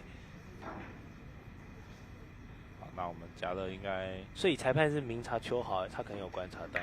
我们现场没有，因为刚刚发生太快了哈，就感觉一节刚要出杆的时候忽然被叫停，对。刚好裁判是林教练的学生，待会去问一下看什么状况。嘉乐，你把白球送到这边是，哇，嘉乐这个今天母球好没有控制好，对，蛮常在这个危险边缘的哈，失控。还好，他这个贴壁球还可以打进，顺利做到8号，稍微有点远，但不要怕。人家说惊袂大尾，冲就对了。没错。好，哇，那也有些可惜哦，他应该在想刚才怎么会犯规？对，怎么会犯规哈？尤其是越这种关键的时刻，对，相当可惜，可能也是第一次面对镜头，稍微紧张一点。但我相信妈妈在旁边观察，待会也可以赛后可以有很多东西跟他分享，对，跟宝贝儿子来分享。毕竟职业选手大风大浪，见过很多光怪陆离的状况。没错，而且以前的收视的人口又更多了一些。在国内，我们女子安利杯算是非常指标性的一个赛事。那时候收视率有到3哦，快到3。以现在这个电视台百花齐放的话，收视率有到3就非常厉害了。对。那时候不打撞球的人都可以知道安利杯是。但是因为我们国内很多女子选手，当然球技一流之外啊，这个外形也非常的亮眼哈。没错。所以有些选手看不懂撞球，他电视摆着，他也觉得不用好看，是。没错。好，胡家乐慢慢的再把自己的局数啊吃一下，他要拿下6局，现在有2局了，所以如果他可以再下1局呢，至少就可以先跟易杰形成一个3比3同一个起跑点上。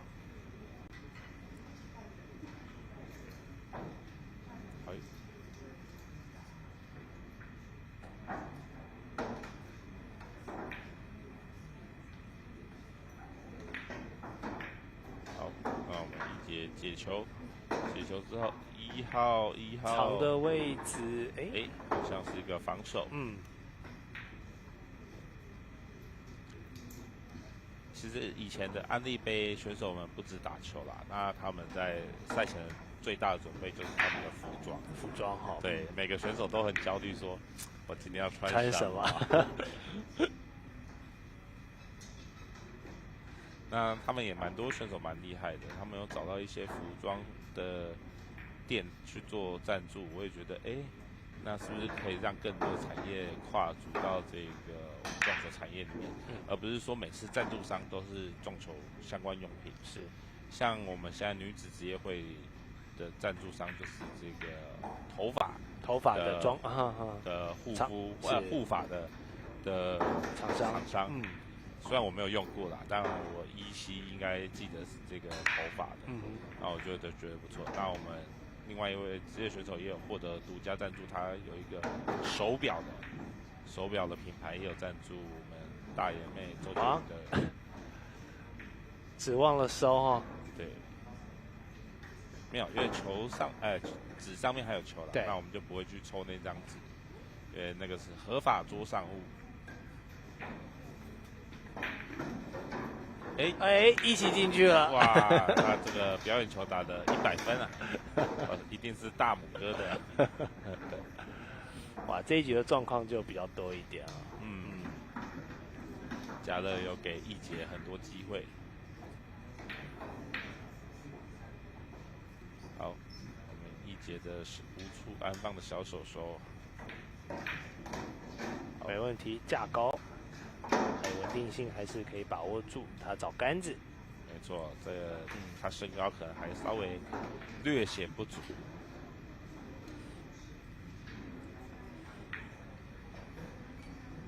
现在架杆器做的种类也越来越多了有这个叫耙子型的，然后有另外一种叫做鹿角型的，然后还有一种叫做圈圈型的。这么多它圈圈型就是它是可活动，它有一个圈圈在上面可以活动，那你可以用任何角度都可以在这个圈圈里面。真不错！我以前在打的时候都还是只有耙子型的。我们都说这是猪八戒在用。对。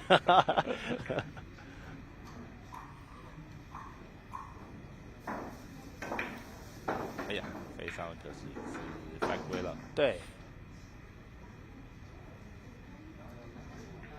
这是一个故意犯规吗？还是没有？应该是没办法解到，他就是这样打，他留下了5颗，看一下加乐可不可以顺利的收下。但我觉得加乐今天状况不太好，这5颗可能收下也有一些风险。这个推杆一颗星要多一点，再多一点，再多一点点，哇，做成这个要大不大，要小不小的角度，但7号球可能就要做右下角底带了哦。这个6做7，他选择拉杆也是可以啦，但距离就会稍微远一点。那等下7做8也会远一点，8做9就更远。好，推杆左塞，差一点讲，差一点，他今天这样的状况蛮多的。差一点我就要讲欢迎光临。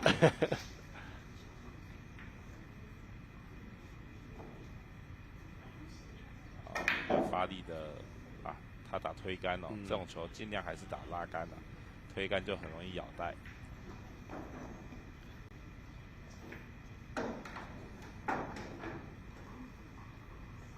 好，那我们看一下一节，一节这个圆球在场应该算 UP 的前10的啦哈。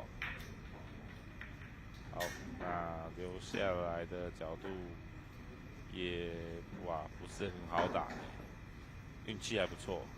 8做9不好处理。那我们看一下加乐会怎么处理。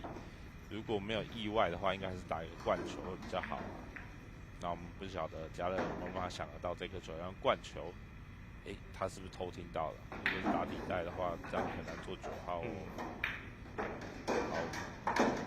好，打底带，那这样子9号球留下的角度就很大。没错，因为9号球停的中间太中间了，你要确保它能贴壁走，力道控制要蛮精准的，有一定难度。好，那我们看一下加乐。果然出现了问题，对，偏移了。好了，送到嘴的鸭肉，没错，就看一节啃下来吧。是，加杆器，好，稳稳的。那加乐刚刚在决策上面出现的错误了，我是建议可以打灌球，那他选择保球的话，这样9号就会不好打。好，一节的第1局，哎呀，一起进去了，那样呢？他打到了推杆，而且打开整颗，是，哇，就只好让选手加乐捡起来，再打一次9号球，真的是峰回路转，真的峰回路转，这一局起承转合都上演了，没错。但比赛就是这样，当然一节我们可以看出他的一些想法跟动作是比较深色一点了。当然，小选手来参加比赛，然后跟比自己年长蛮多的选手较量，是有很多可以学习的空间。所以刚才那种已经送到嘴巴的球，还是要再沉着处理一点。没错，送到一起推杆就太可惜了。不好意思，不好意思。这个让我想到之前有一个网红，然后他在教外国人讲台湾话，讲不好意思要怎么讲。不好意思，对，就是用这个方式表达不好意思。所以一节刚刚真的是小小恐龙让梨了一把，不好意思吃，来大哥哥给你吃。好，那局数就继续了。目前胡家乐是连拿3局，没错。那这个9号球已经不见了。是不是奈波印呢？不错哦，冲了一个，开始赶进度喽。对，是不是感觉这个午餐时间快到了，肚子有点饿了哈？就赶进度一下。没错，打开了，开始有点打开了。哇，第4局，我们画面中有看已经略过了哈。我们刚刚画面中有看到一节。跟妈咪小齐教练在旁边好，有对这位背着包包在前方的是漂亮妈咪，然后今天是陪着儿子出来比赛。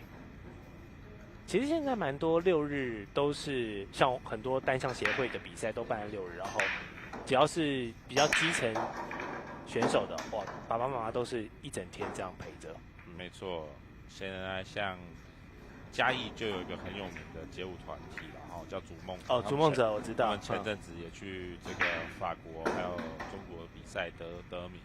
那他们在他们是跳 breaking 的嘛？对，我记得，然后他们礼拜六、礼拜天就是会有带小朋友去参加比赛。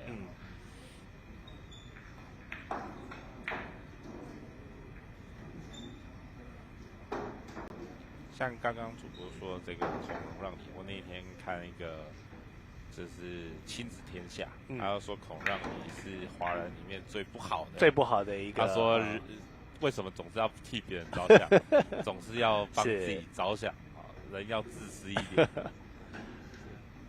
对，我觉得这个教育理念，当然随着千年的演化，虽然说我们华人是这个儒家思想深刻刻在骨子里，但我觉得随着现在整个教育啊，然后受到西方一些启蒙文化思想，其实大家现在也都是去无存心啊，糅合这个中西方好的教育理念。没错，来一起进，1号跟母球一起进，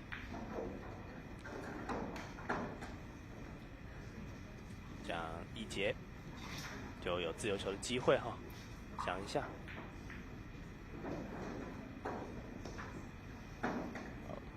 动动他的小脑袋。对，今天也是打得比较闷一点。对，但感觉他应该是还在学习中了。是，一定。定。妈妈带他出来见见世面。应该是要让观众们知道他的发型设计师是哪一个。我猜是 Sit down please。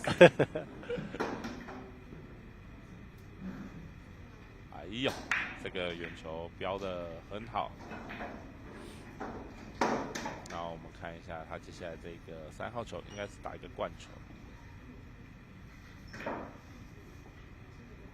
刚刚说到一节的发型啊，其实有点像我们这个中华职棒的选手小胖，林泓育，还有一阵子也是留这个类似的发型。没错，对，就是前方是一个齐刘海，然后后发尾就是比较长这样子。现在中职这个发型是走在最前端的应该是那个吉利啊，拱冠吉利吉劳拱冠吗？哈。他的发型还是最让我有印象深刻这样啊。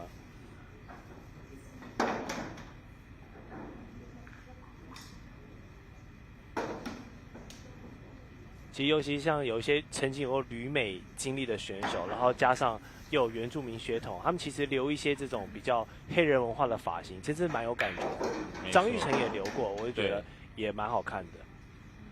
哇，这要留这个才能成为全垒打王。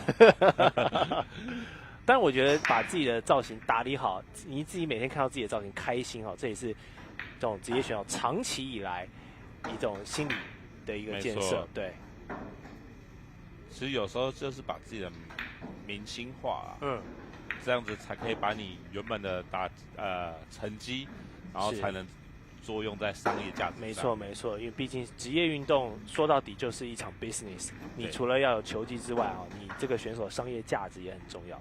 像我们台湾获得这个世界12强棒球赛之后，你会发现台湾队长陈杰宪的广告变得超级多，没错，这个变全台湾能见度最高的男人之一，到处都是他的广告。对，当然因为他这个爱家的形象，然后当然人也帅，所以受得这个广告商的青睐也很正常。没错，其实这样也好了，就是要不然是运动选手能获得的这个金钱上，对，因为他们职业生涯很短，对，除了这个场上获得的球团的薪资之外啊，职业选手能够打开自己在代言这一块也是相当重要。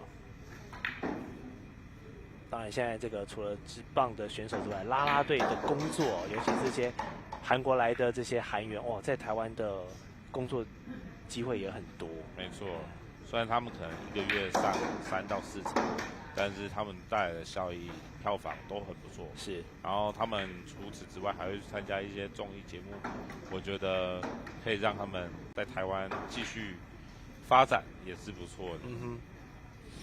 好，聊着聊着，胡家乐拿下了第5局，现在率先来到听牌的位置哦。这场比赛看起来应该是没有问题了，他现在领先幅度够大。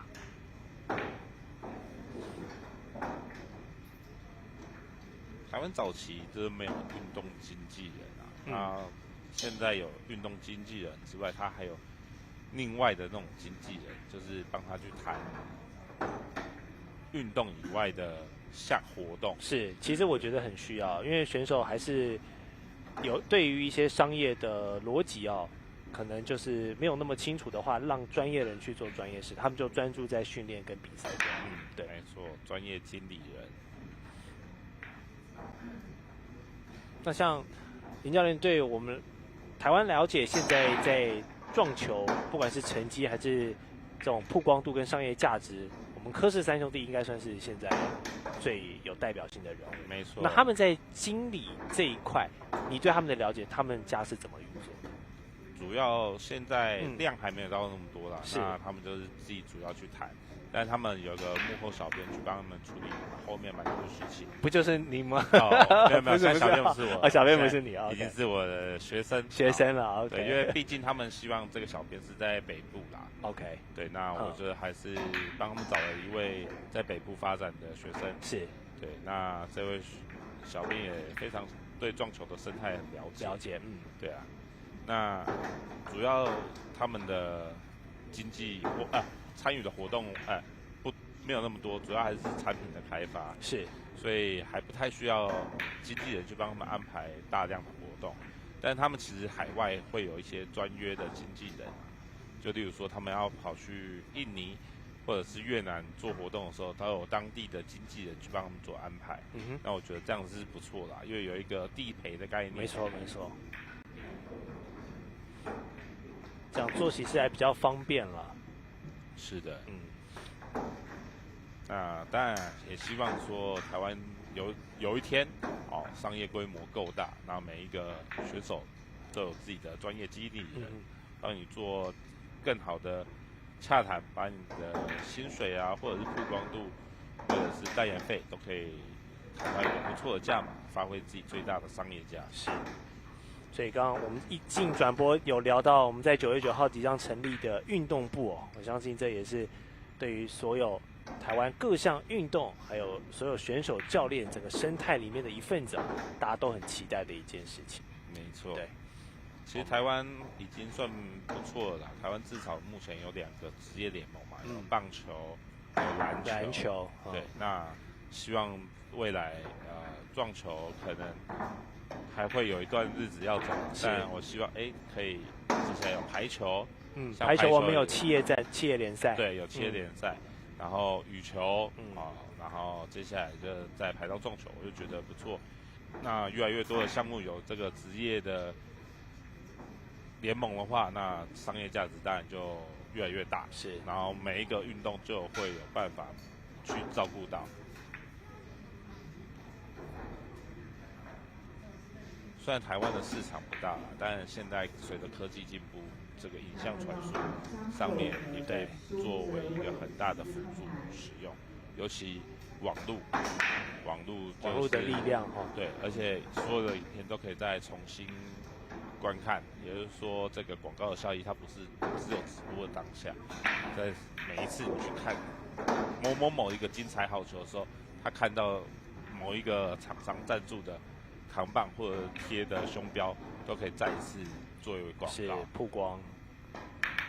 现在真的是网络时代，无佛界，只要选手自己有想法，然后呢有创意的话，其实你都可以在自己的兴趣爱好上当一个自媒体，然后来发挥自己的影响力。没错，例如说现在教育部有在推这个运动转播，然后其实跟很多学校的大专院校的大传系都有做合作，的。然后像某些学校就分配到某些项目的直播，我就觉得还不错。这样子除了培养选手们的曝光度，也需要这么多的幕后工作人员，是就相关产业的一份子。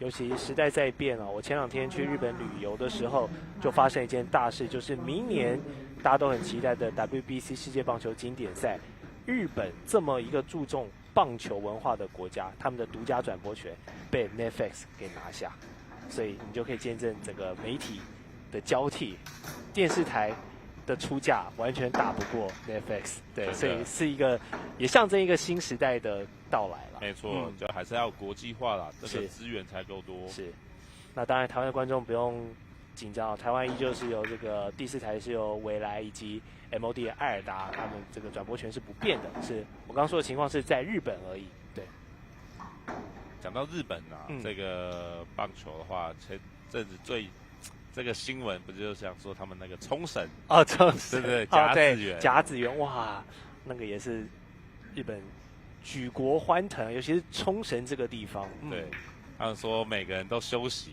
然后停下来看比赛，真的，这有点像我们小时候爸爸妈妈他们那辈半夜在看那个威廉波特造访一样，就是全村只有一台电视机，全村的人都在村长家看电视。就是有时候体育就是这么的有凝聚力哈。没错。好，李杰爬进去了，那最后的9号，距离远，但是角度还不错，看他可不可以顺利收下这场比赛。好，恭喜我们稳定的定杆，胡家乐。虽然这个局数要比对方多3局，但靠着前面3局还有第4局那个冲球就直接拿下的情况，胡家的选手最后是以直落6拿下了胜利。当然，一杰也在加油，今天年纪比较轻，场上也是有一些状况，待会回去妈妈应该也都会再跟他做这个，不要说检讨太沉重，对，应该是分享，那也可以透过这个直播再了解一下自己今天的状况。我是觉得他今天有一局后面这个皮头插到被判犯规，那一球蛮可惜的。还有那个用加干器一起送进去，对，这2个是我觉得一杰可以回去再多注重的一个点。没错，对。好，那我们的上午场次呢，到这边先会再做休息一下，然后在5分钟之后，我们会有这个中午前用餐前的最后一个场次，为大家带来我们在全国杯的转播现场。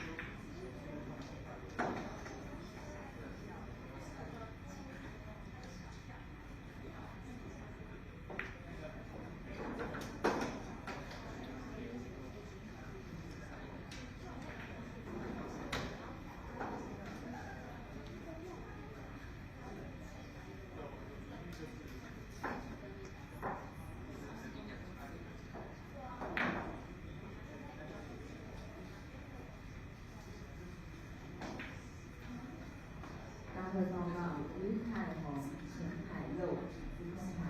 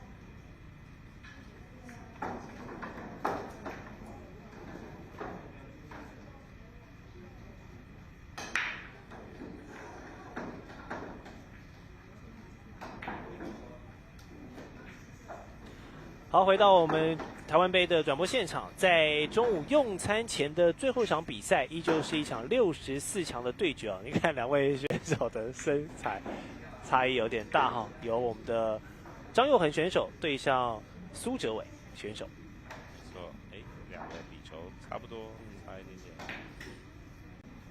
也是一个一方要拿6局，一方要拿3局哦，这个。double 的对数，年龄层差蛮大的一场较量。没错，苏哲伟也是我们这场赛事唯3的6局选手，不知道他年龄大一点还是胡家乐年龄大一点。不知道。有拼，看起来有拼。我们也不敢说谁比较大，如果说谁比较大，就是说他看起来比较老。好，我们等一下佑恒来排他的球。好，那我们这次比赛有修正，原本是说要这个冲球区中间区域冲球啦，但太多小朋友们大会做这个临时的跟动，我们就是可以在发球区的后面任意地方冲球，就不用只有限定中间区中间线的位置。哦呀，你看他整个人蹬起来，飞龙在天。年龄比较小，要借用一些身体的力量。没错。但小时候如果就能把自己的身体控制得很好，那将来在身高跟体重再增加一点的话，那冲球就可以更有爆发力。好，他这些蛮多小动作都有去做到，他就去看一下他要做到哪里才可以。哇，身高不够啊，借用一下架杆起。没错。刚才的冲球把3号给冲进，现在得以继续进攻。好，那我们看他架杆起打一个拉杆右塞。好，瞧一下。不错，回弹也蛮理想的。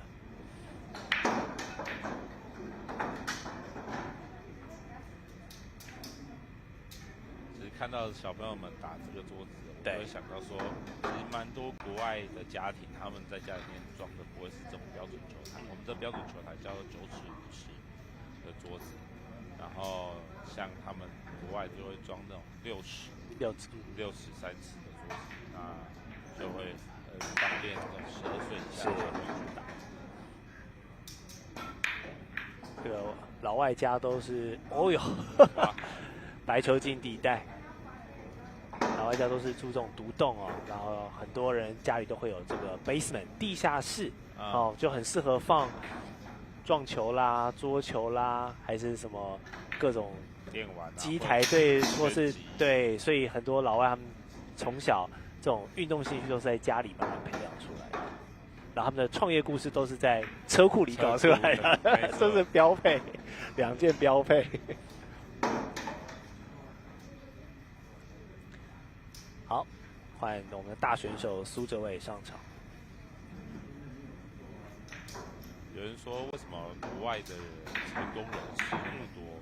那我有看到人家说，就是他们的试错成本其实都很低，很低，没错。就他们都有在家里面可以试错啊，家里面也很开放性的心态，让他们去尝试很多不一样的东西，所以他们的试错成本都很低啊。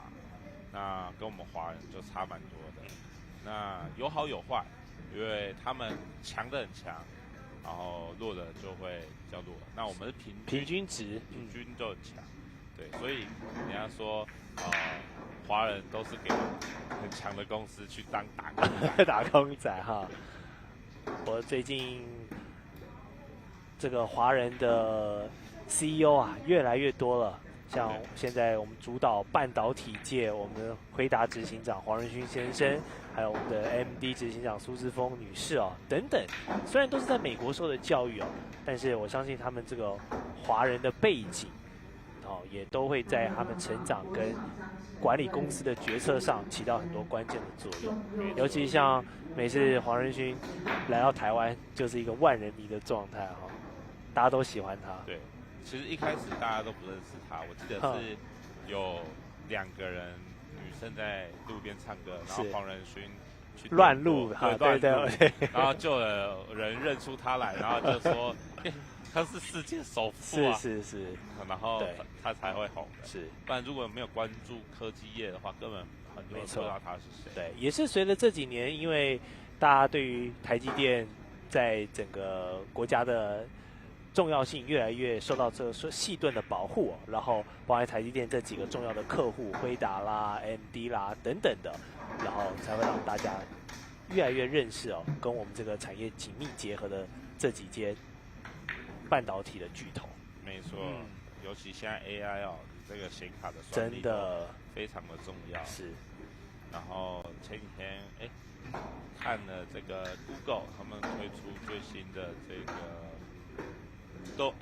照片生成 AI， 然后它的现在是最评测出来啦，最强的图片 AI， 然后我就想说，哇，我们会有一天真的是会分辨不了真与假的。是，快喽！其实我转播很多比赛，像有一些棋类的，或者是这种益智类的，其实他们都有跟 AI 在做较量的这个部分。当然，撞球现在还没有机器手臂来打撞球，对。但是像他们就可以深刻的感觉到 AI 对他们这项运动产生的，也不能说危机感哦，但是这个人机对弈的时代又迈入到一个新的时代。没错。但应该这样讲，就是运动包含棋类，对，就是不可能被机器取代，但是机器一直都是人类模仿的对象。像撞球也是，就是如果有人可以做一个机器人，那是他打的撞球一定是最准的。哦，所以我们快喽！现在不管是美国还是中国，在研发人形机器人这一块哦，进步的速度日新月异。对。已经在跑马拉松了，再给他们几年，我相信撞球上的机器人可能就出现。可能就看，现在有很多餐厅不是有那种送餐机器哦，送餐啦，对。然后我今天早上才看到，原来有收餐机器，哦，帮你收盘子的，收盘子，而且它可以把所有的碗盘、杯、碟做分类，然后分类完之后。再把它一起拿到后面做处理。然后说哇，也就是说因为送餐它不需要分辨那个对，因为它现在送餐机器人像我们台湾大部分，它只是送到你的位置，客人还是要自己端下来嘛。对，它那个收餐机器人，它是可以帮你把所有的东西归类好，然后桌子拆。是，我觉得哇，这个的难度比送餐机器人还要难。是啊，所以我们现在大家都在。正在见证又一个新的这个工业革命正在进行。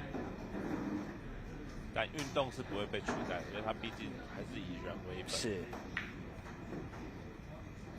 但以后可能没有作曲家，没有填词家。哇，这个好，泽伟这一球，我觉得他觉得错误了啊。这个8号球应该是可以拿一个后球拉杆或者追跑1颗星哦。他坐这个位置，角度比较大啦。对，角度需要比较大。我记得我对他的印象就是他蛮钟爱红色手套的。你看这个角度抓得不好，红色手套哈，我记得他大专杯的时候昂秋，也是戴这个红色手套。有些选手就是会有一个习惯，他喜欢戴什么样的颜色的手套。刚应该在想哦，刚才确实那个8号球做的不太理想。好，哎，我们又很选择急攻一杆，好，那留下一个呛死给泽伟。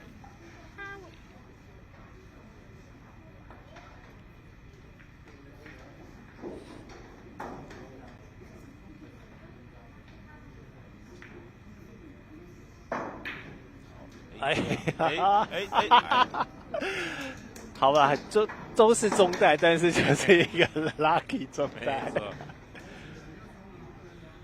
好，那靠的这一个 lucky， 然后对，这位率先拿下第1局。好，然后画面有特写，小齐教练儿子站在旁边哈，刚比完赛，也持续在场边做观摩。有时候也是我们说当局者迷啊，有时候你站在场下看，你可以看到其他选手，场上有什么状况，然后可以套入自己的情境，如果是自己怎么去做修正。没错，对，人家说意向是练习，对，意向练习。注意哦，还有家长，我们的馆内这边是社会局的单位哦，是不可以饮食不可以饮食。所以在那个我们看一下泽伟的冲球怎么样。刚才右横是选择在画面的左方哦，他是在右方来做冲球。哎呀，白色一起进去了。对，因为我有看这个我们那个围棋的 YouTube， 萧正浩老师哦，他说。你不是看黑加加老师？不是，我看了解，他们是同一个集团。对，但我都会看这个萧正浩老师，他就是说 AI 带来的这个新的想法都蛮不错的，而且他们有时候会去想说为什么 AI 会下这里，然后有时候反观先下了这里，他要到10几步之后那一步才会有作用。人的算力是没有办法算到那样看到那么多的，所以有时候他们会去模仿说，我先下哪里会比较好，也就是说，可能会先布局到一个更远的地方。他说 AI 厉害就是那个布局布更远的地方，是非常厉害的。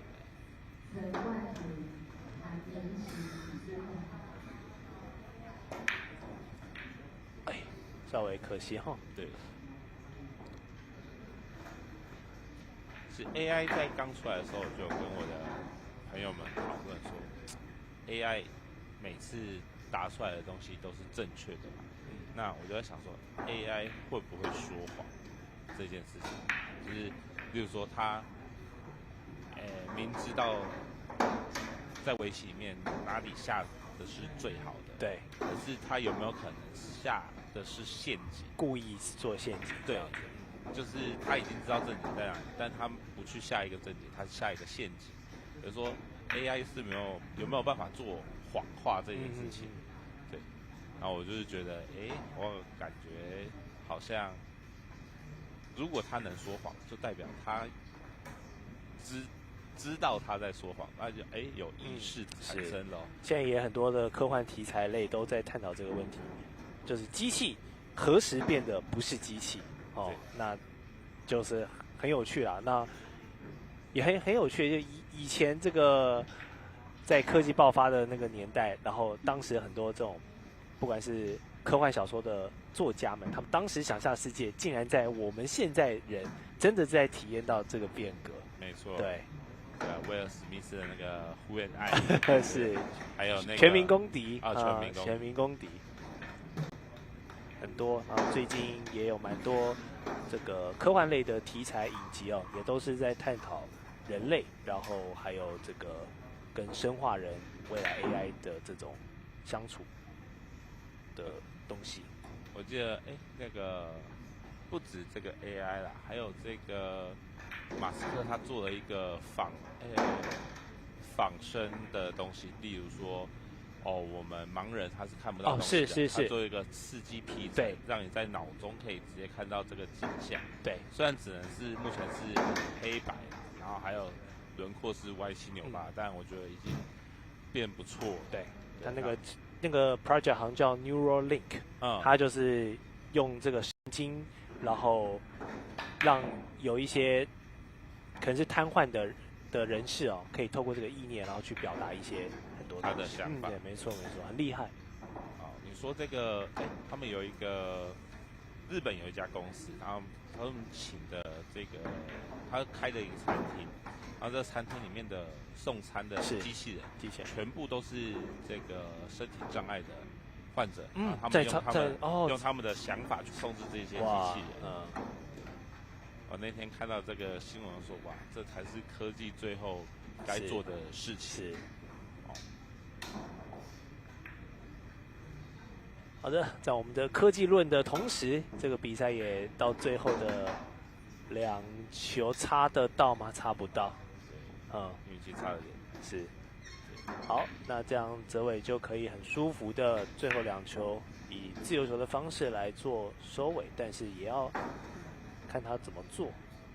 前一局他的8-9的连招就不是做的那么的顺畅。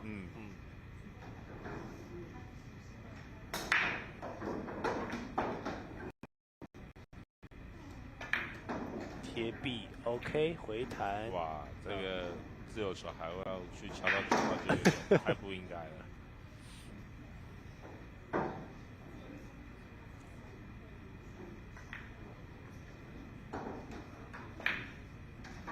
好，苏哲伟的9号球，虽然停点的位置不是最理想的状况，但是也还是一个好处理的路线，所以连下2局。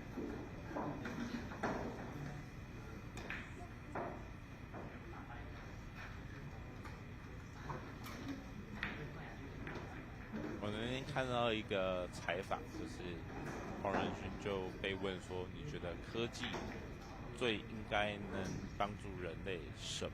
是。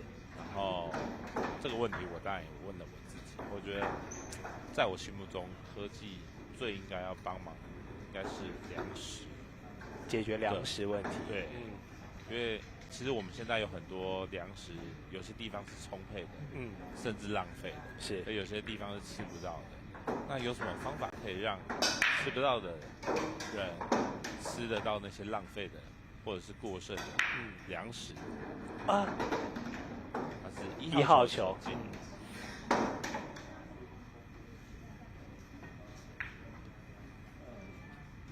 尤其是像现在气候变迁，然后影响到整个耕种的生态，极端气候，然后还有现在这个海平面上升跟海水暖化，也都对渔产产生了蛮多的影响。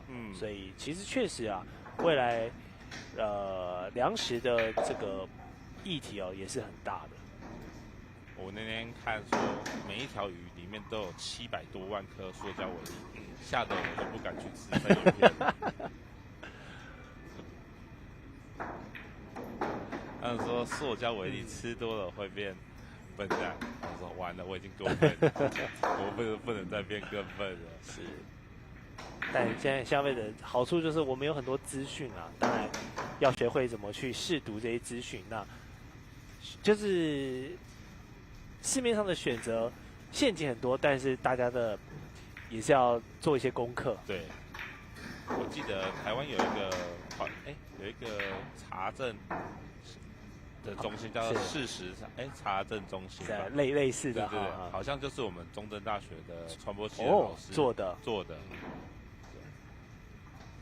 蛮重要，尤其是现在 AI 时代，哇，真的又让诈骗这件事情的成本变得更低了。对，他现在模仿你的声音，然后或者是甚至是影像哦，真的都很重要，所以也要在这边顺便呼吁哦，这个大家真的要注意诈骗的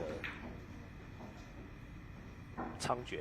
对，最好是家人里面都能有一个暗号，就是当哪天你们联系上的是先对暗号，先对暗号，像我们家都有暗号。9号球打哪一个？其实我就觉得说，如果有个暗号，我就觉得会比较放心一点。是，不然每次打来我都装成我的家人的声音，我真的很难分辨。因为那个口气、那个态度或者那个音调都一模一样。对啊，他都直接用 AI 大数据生成好了。好，看一下台面上剩下6、8、9。哎呀，结果2个人打这一颗灰球都是一样的状况，卡框啊。没错。这个底带感觉现在被施加了结界，禁制之后。对。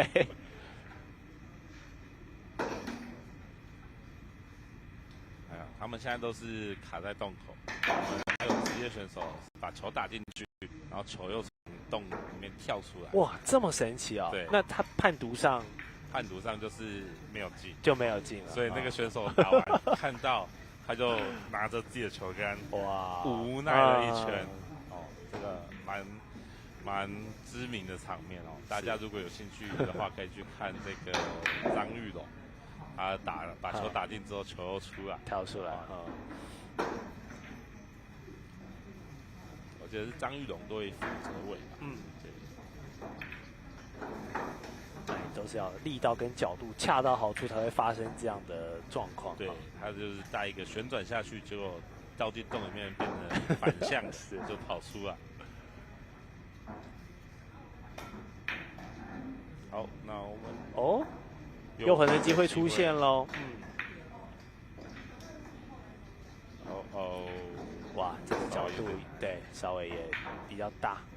我是怕他没打进，然后白球携带，给对手一个自由球的机会。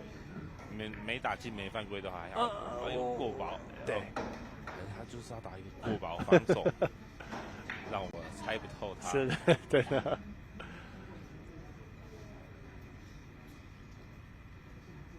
好，又是差不多的情况。苏志伟刚才也是有处理一个差不多的球，处理的不算太理想。那这次9号球再给一个考验，看看这种比较贴壁的横向移动。哎呀，小白，看，怕什么讲什么就来什么，真的。哇哦，又很，你的机会来了。那这个局数的比例就来到2比1了。是，哎呀，轻松愉快。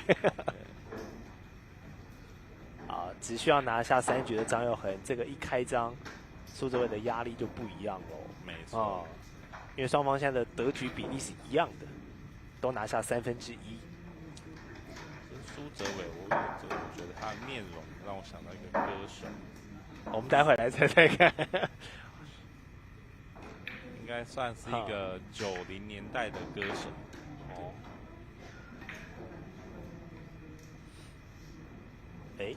他边排边想他有可能想要排成他自己想要的，这其实在比赛中是不允许的啦。不允许。对啊。就是你有挑球的行为，就代表你有作弊的倾向。对。所以你可以想，但是你要弄得自然一点。好，我们看一下。当然，这个1号球一定要在前面，9号球要在中间。那其他的球就看你怎么排。哦呦，冲的有进吗？有进，进一颗，进我们的1号球。1号球有进。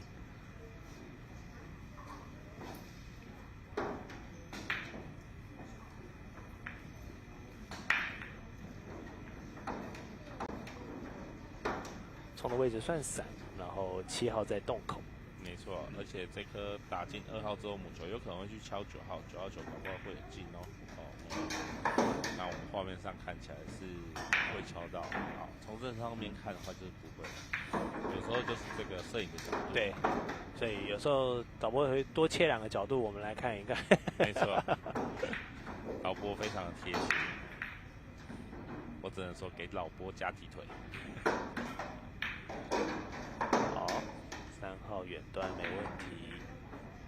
下一颗粉色的4号。停的位置也不错，但这个位置比较远，要出动。哦，左手，哇，小年纪会左手，真的假的？看一下，磨厚一点。我小时候右手是没有了，他决定要架杆，刚刚是虚晃一招，骗你。哎呀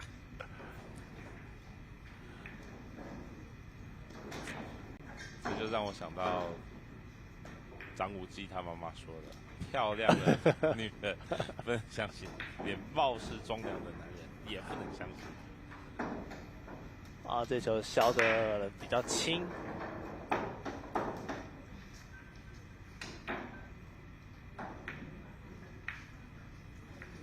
苏哲伟就有机会了。然后选择把长杆变短杆跳哈。来看一下他的跳球基本功。今天我们有看到几个跳球，但我没记错的话，失败的比例比较高。你说的没错。谁？哇，因为跳球真的不是那么好掌握哦。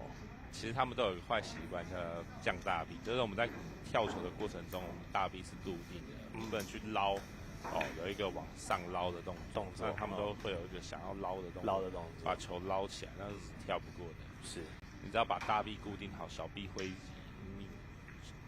那个母球的球体不要吃太饱，是，基本上都一定跳得过。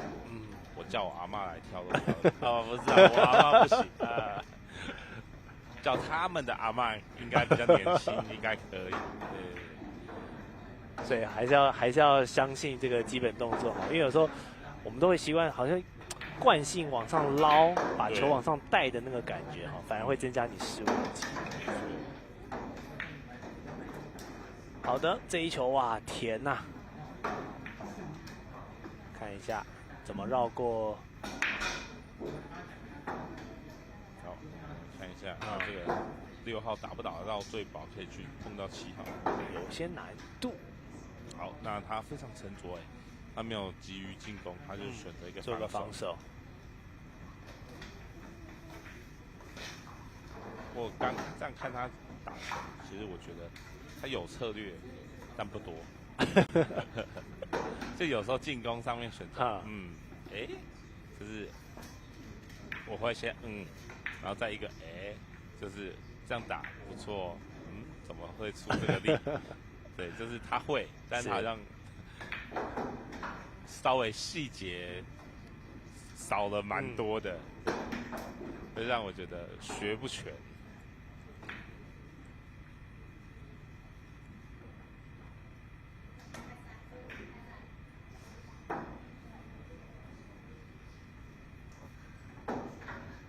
好，两位选手现在都在对灰色的6号球尝试做进攻。那苏哲伟这边跑出一个比较好的机会了。没错，对。好，那我们来看一下这6号球对杆。但6跟7就是他这个下球要想好待会进攻7的位置，因为两边刚好是在两端的位置。跑出来，跑进洞，跑进洞里了。Thank you 啦。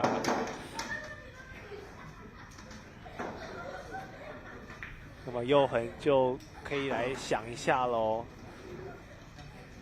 因为基本上7号已经是送到袋里了。没错，那这剩下8号做9号球的角度。好，那他自由球摆这里，我一定会骂他摆那么远干嘛？球了吧，打太厚了，走不动。自由球还是摆稍微近一点。这样子你打的后保会比较精确一点点。这个走中袋吗？可以，但母球可能要2颗星，回到现在母球的位置的右边一点点。他走底。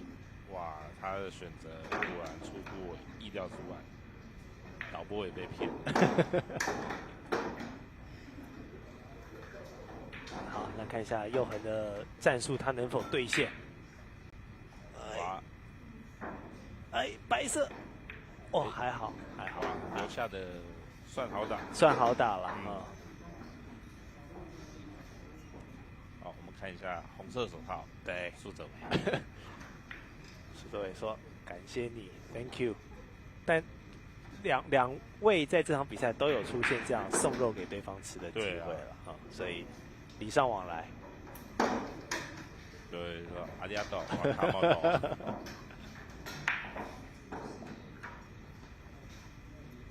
哦，场上感觉另外一场，刚才我们有听到场边有一些骚动哦，应该是现在观众也都在看其他对某一桌的状况。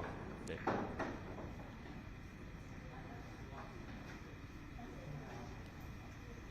今年的报名人数跟桌次也是跟去年差不多，蛮踊跃的，所以今天在我们高雄市政府社会局妇幼青少年活动中心的 B1 啊，也有蛮多个比赛用桌来消化选手的赛程。那预计在这场比赛打完之后呢，我们就会有一个午间的用餐跟休息时间，表定会在下午的12:40，再回到我们的比赛现场。好，那我们回到场边，2号球进了，然后7号球也进了，进了2颗，就是现在是1-3。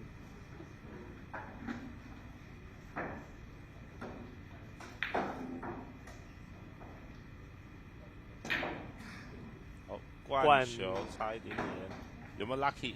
有 lucky， 真的有 lucky， 没错，今天蛮多 lucky 球的哦。但 lucky 球代表就是要先没打进，才有办法 lucky 球。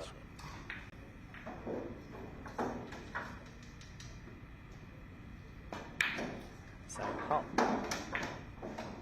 敲一下，敲，还好，你可以进攻。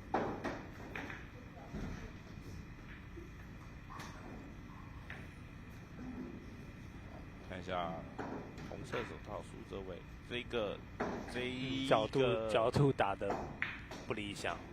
像母球跟子球如果那么近的话，我会建议站高一点，这样才可以看得到然后打的子球是哪里才是进攻的地方。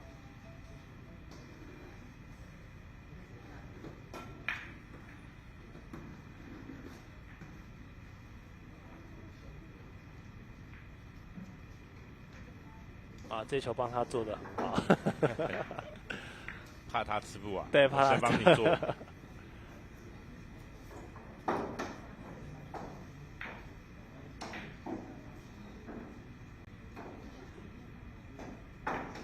好，小心不要敲到，还好敲够饱，敲后就落塞。对，微推一下。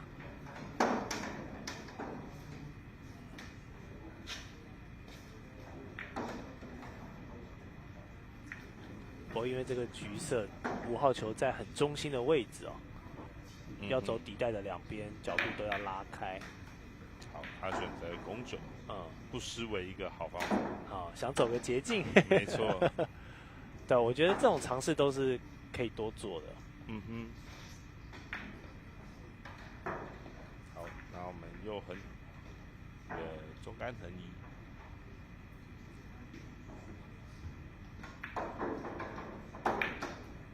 哎呀，这准头差了点，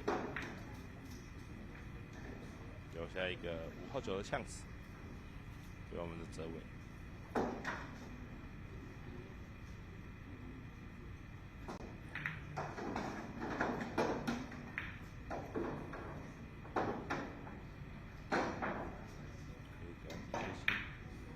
哇，这个也是还在滚，做球上的压力。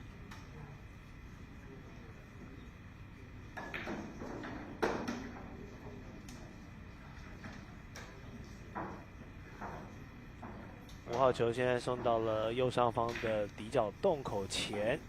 嗯哼，对，但右横感觉需要榨干器的辅助。哎，他去拿了延长对延长靶。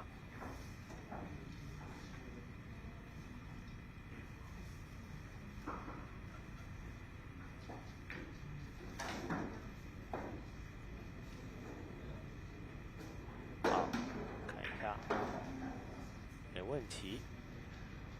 6号就是做左下角底带。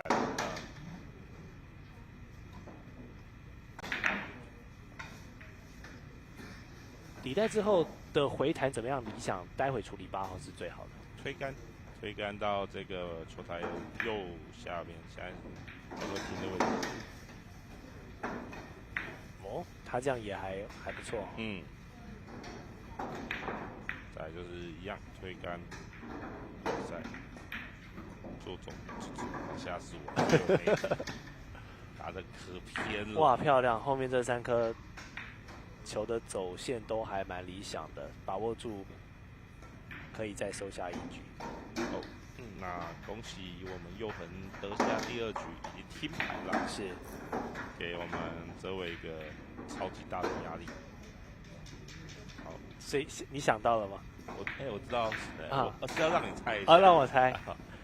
苏永康。哎，没错没错，看来是有啊，有那个神韵在。苏永康的歌也是蛮多有脍炙人口。是的。但近年比较少看到他哦。对，但只要做这个80、90年代歌手，一定也有回忆录，所以会有他的一席之地啊。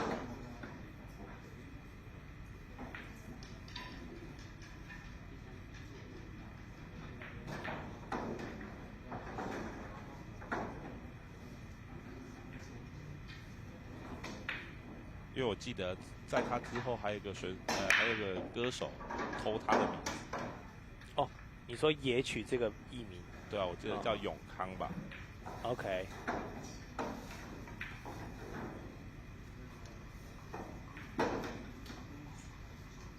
这是一个很吉祥的名字啊，所以大家都喜欢。永保是。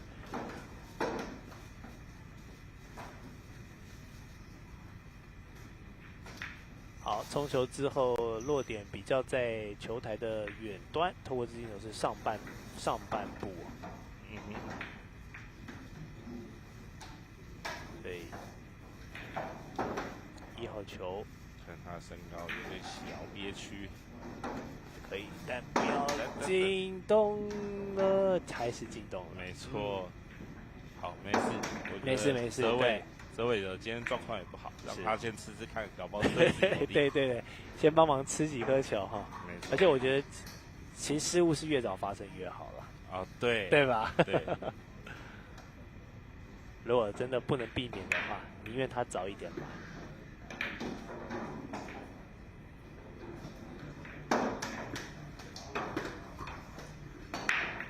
好，顺势做3号左方的底角。好，那我们来看一下他的基本功拉杆如何。不错哦。哇，拉得蛮用力的哦。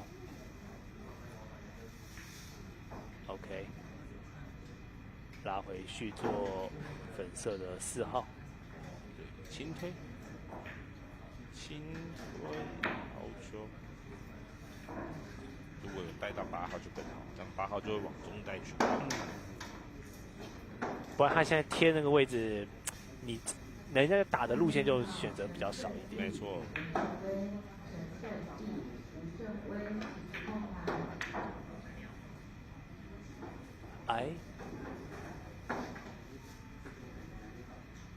还送到洞口停住。还有的玩。我们看一下右横。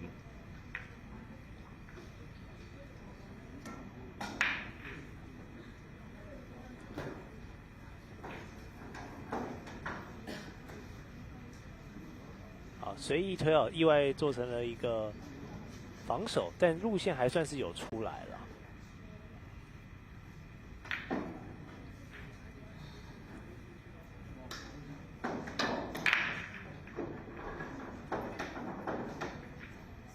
球星打散，结果 Lucky 滚进，没错，就留下一个6-9碰的感觉。哇，机会来喽！能不能 kiss 成功呢？昨天是7夕情人节，昨天可能有很多人在路边捡。哎呀，好了，走个捷径啦。厉害厉害！好，苏哲伟在下1局，现在双方都拿下了2/3的局数。右横拿1局，苏哲伟要拿2局，但现在双方的比例是一样啊。像我们学校的球馆，我们就发起一个活动，就是如果你是这个带着女朋友来的，然后是8折。哦，8折。对，如果带着小三来的6折。如果你带着正宫跟小三同时来的，我请你打到球。哇，厉害厉害！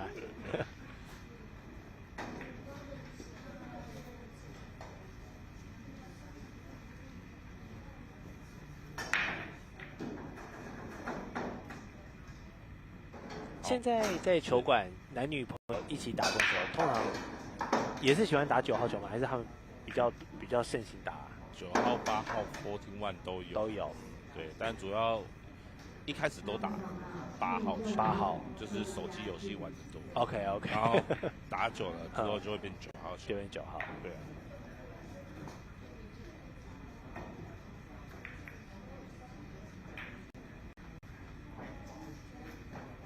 哎呦，这位做防守哦。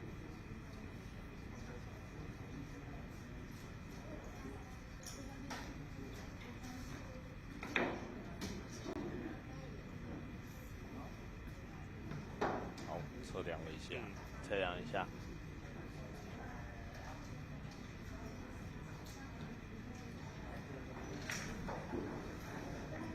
好，看看这个右方的壳形反弹能不能像他计算的，不错，不错，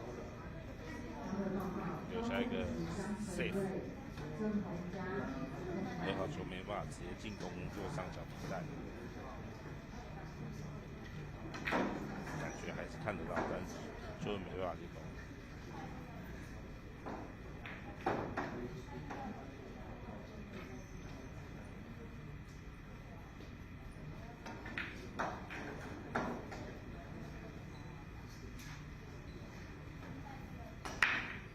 好，留下来的这个球也不好处理，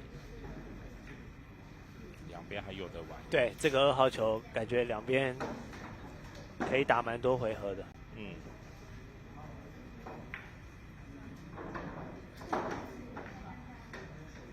哇，犹豫再三，犹豫再三，第3次选择出手。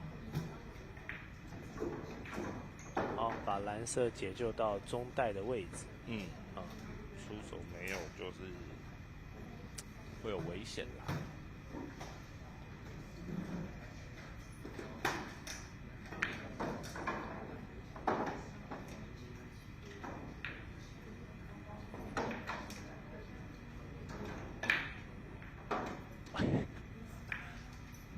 这个2号还在跑，只是力量小了点，不然你就进左下角。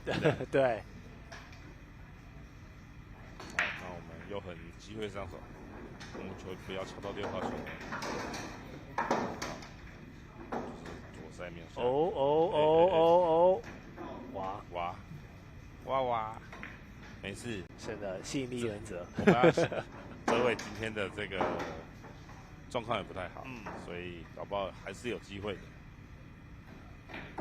看看3号在蛮深的位置，他就先继续解。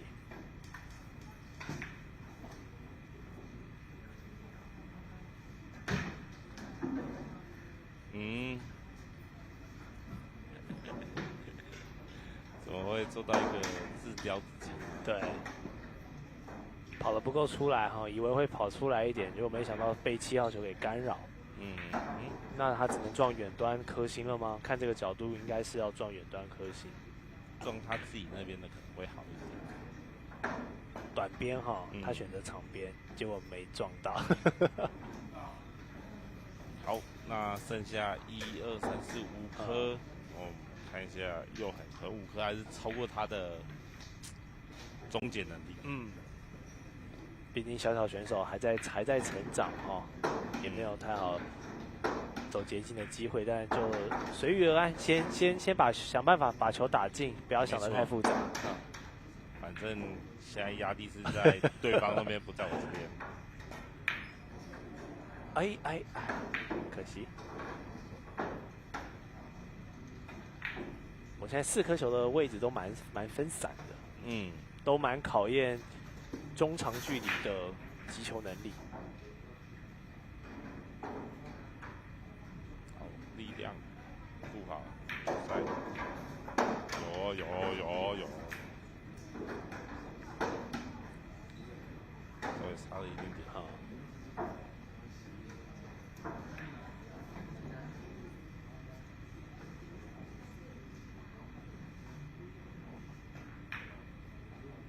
哎呀，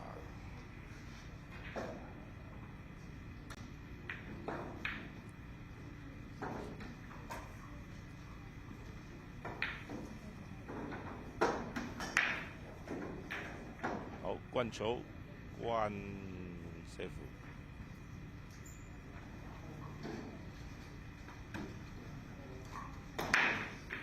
这个球打进轻推。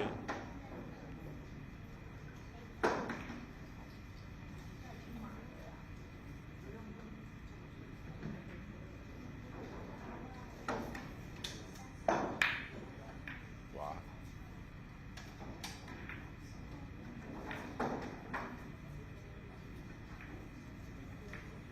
哇，两边在处理7号球都不够细腻。嗯，有点想说等对方吃，然后等着对方掉的感觉。这距离对又很比较辛苦，结果lucky。好，但最关键的还是这一颗啦。这个白球不要携带。哎呦，哎，好，还得把最困难的东西打远了。好，情况差不多，就是考验黑球能不能贴着边走。没错，但还是要拉一下。贴边球的拉杆，你看又是卡在洞口。没错，但是这次留下来的机会不错，是一个8号中带，母球推杆1颗星可以做9号球的位置，应该没有问题的，应该啦。应该才说嘴就打嘴。小朋友打球比较随意哈，现在但他有一个习惯，就是他不管他好像没有打进，他都喜欢看天花板。啊，他喜欢看天花板，但是会有一个，就是稍微瞄一下天花板。好，苏哲伟还是要把握机会，持续把比赛节奏推进。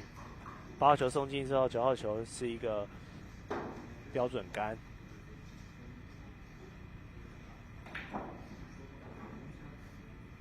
好，对，收下这一局，这样他也听牌了。没错，双听。谁能先胡呢？来看一下。非常有一点小忧郁，忧郁小生。我记得我小时候5岁的时候，电视台最喜欢找忧郁小生来演戏，什么林瑞颖，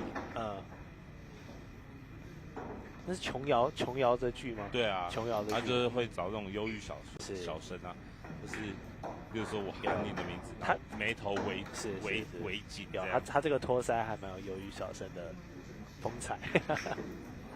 好，再坚持一下，赶快把这一局把握住。毕竟现在双方都还有1局的空间，这样待会吃饭，一个吃起来就比较香甜，一个吃起来就比较苦闷了。好，来看一下这位的冲球，最后一冲，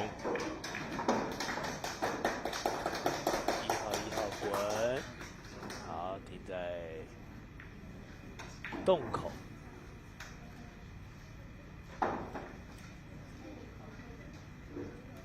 呦，很紧张哦，裁判。好，没事。有进一颗。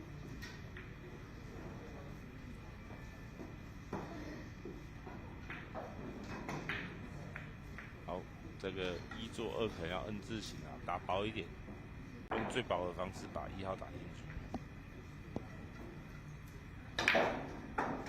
哇，他刚刚那球有一个 curve 哎，打后的，好吧，现在打 curve 然后强拉，对，现在没办法，只能解球了。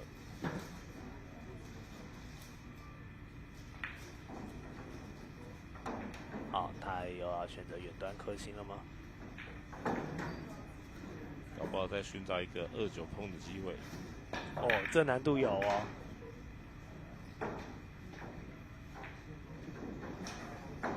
好，把这个球的格局打散一些。6-8又组在一起。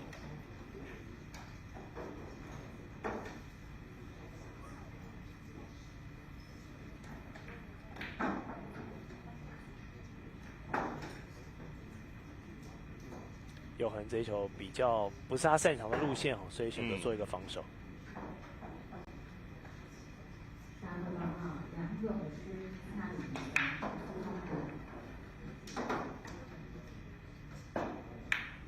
好，起到整颗。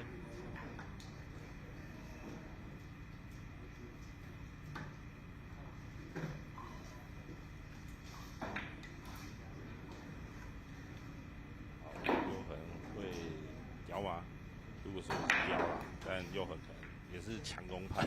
对，一言不合就开搞。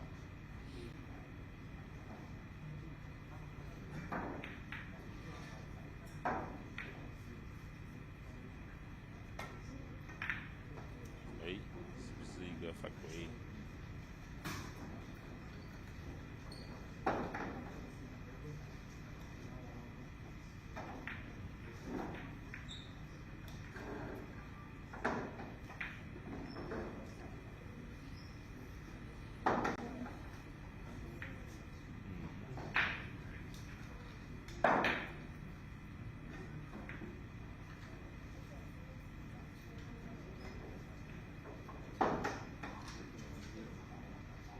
这球看路线好像有点被3号给挡到喽。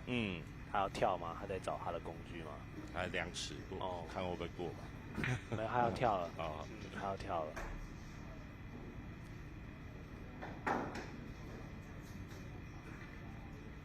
手要架稳。哎呀，又是一个失误的跳球。没错，大家今天的跳球都不太好。等一下，请总会帮我把所有选手集合。我先教完跳球。对，待会全部教练开课直接讲跳球，不然今天确实今天跳球的失误率，我记得只有2颗有过吧，其他都没有过。我是记得有一颗是跳过去之后白球就直接一起送进去了。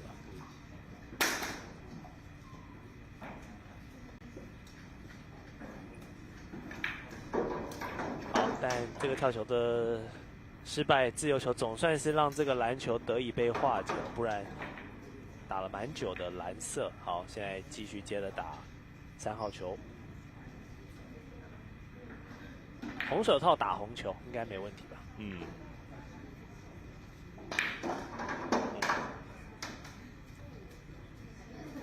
好，留下一个远球。远球4号粉红色走左方的底袋，角度要打得蛮大的。可以借6号刹车一下。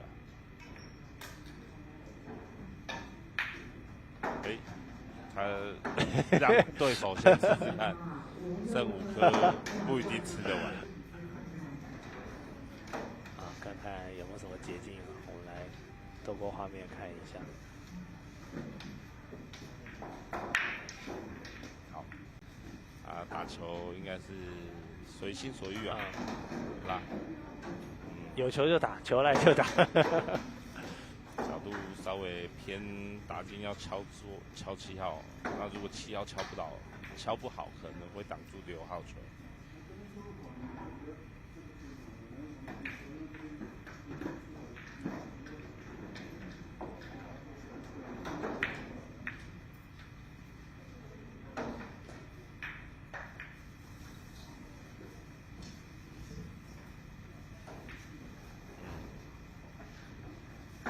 没关系，还有一个8座球。怎么办？我都在猜选手哪里会失误。好，这个顺推。好，我们来看一下周伟可不可以盯得住这最后的3颗球。今天的贴边球他打的都不算是太理想，但这个应该后球，这应该 OK 啦。哦，好的。OK 不了的呢，角度有点大，要身材前了。会不会就此败在这一局呢？哎，真的，哇，我感觉这个泽伟今天的感觉差很多。加长杆，看一下哈，身体的稳定度能不能 hold 住？哎，没问题。好的，救了他一命。是救了他一命，可以。噔，大白鲨的配乐。可以吧？这个球路，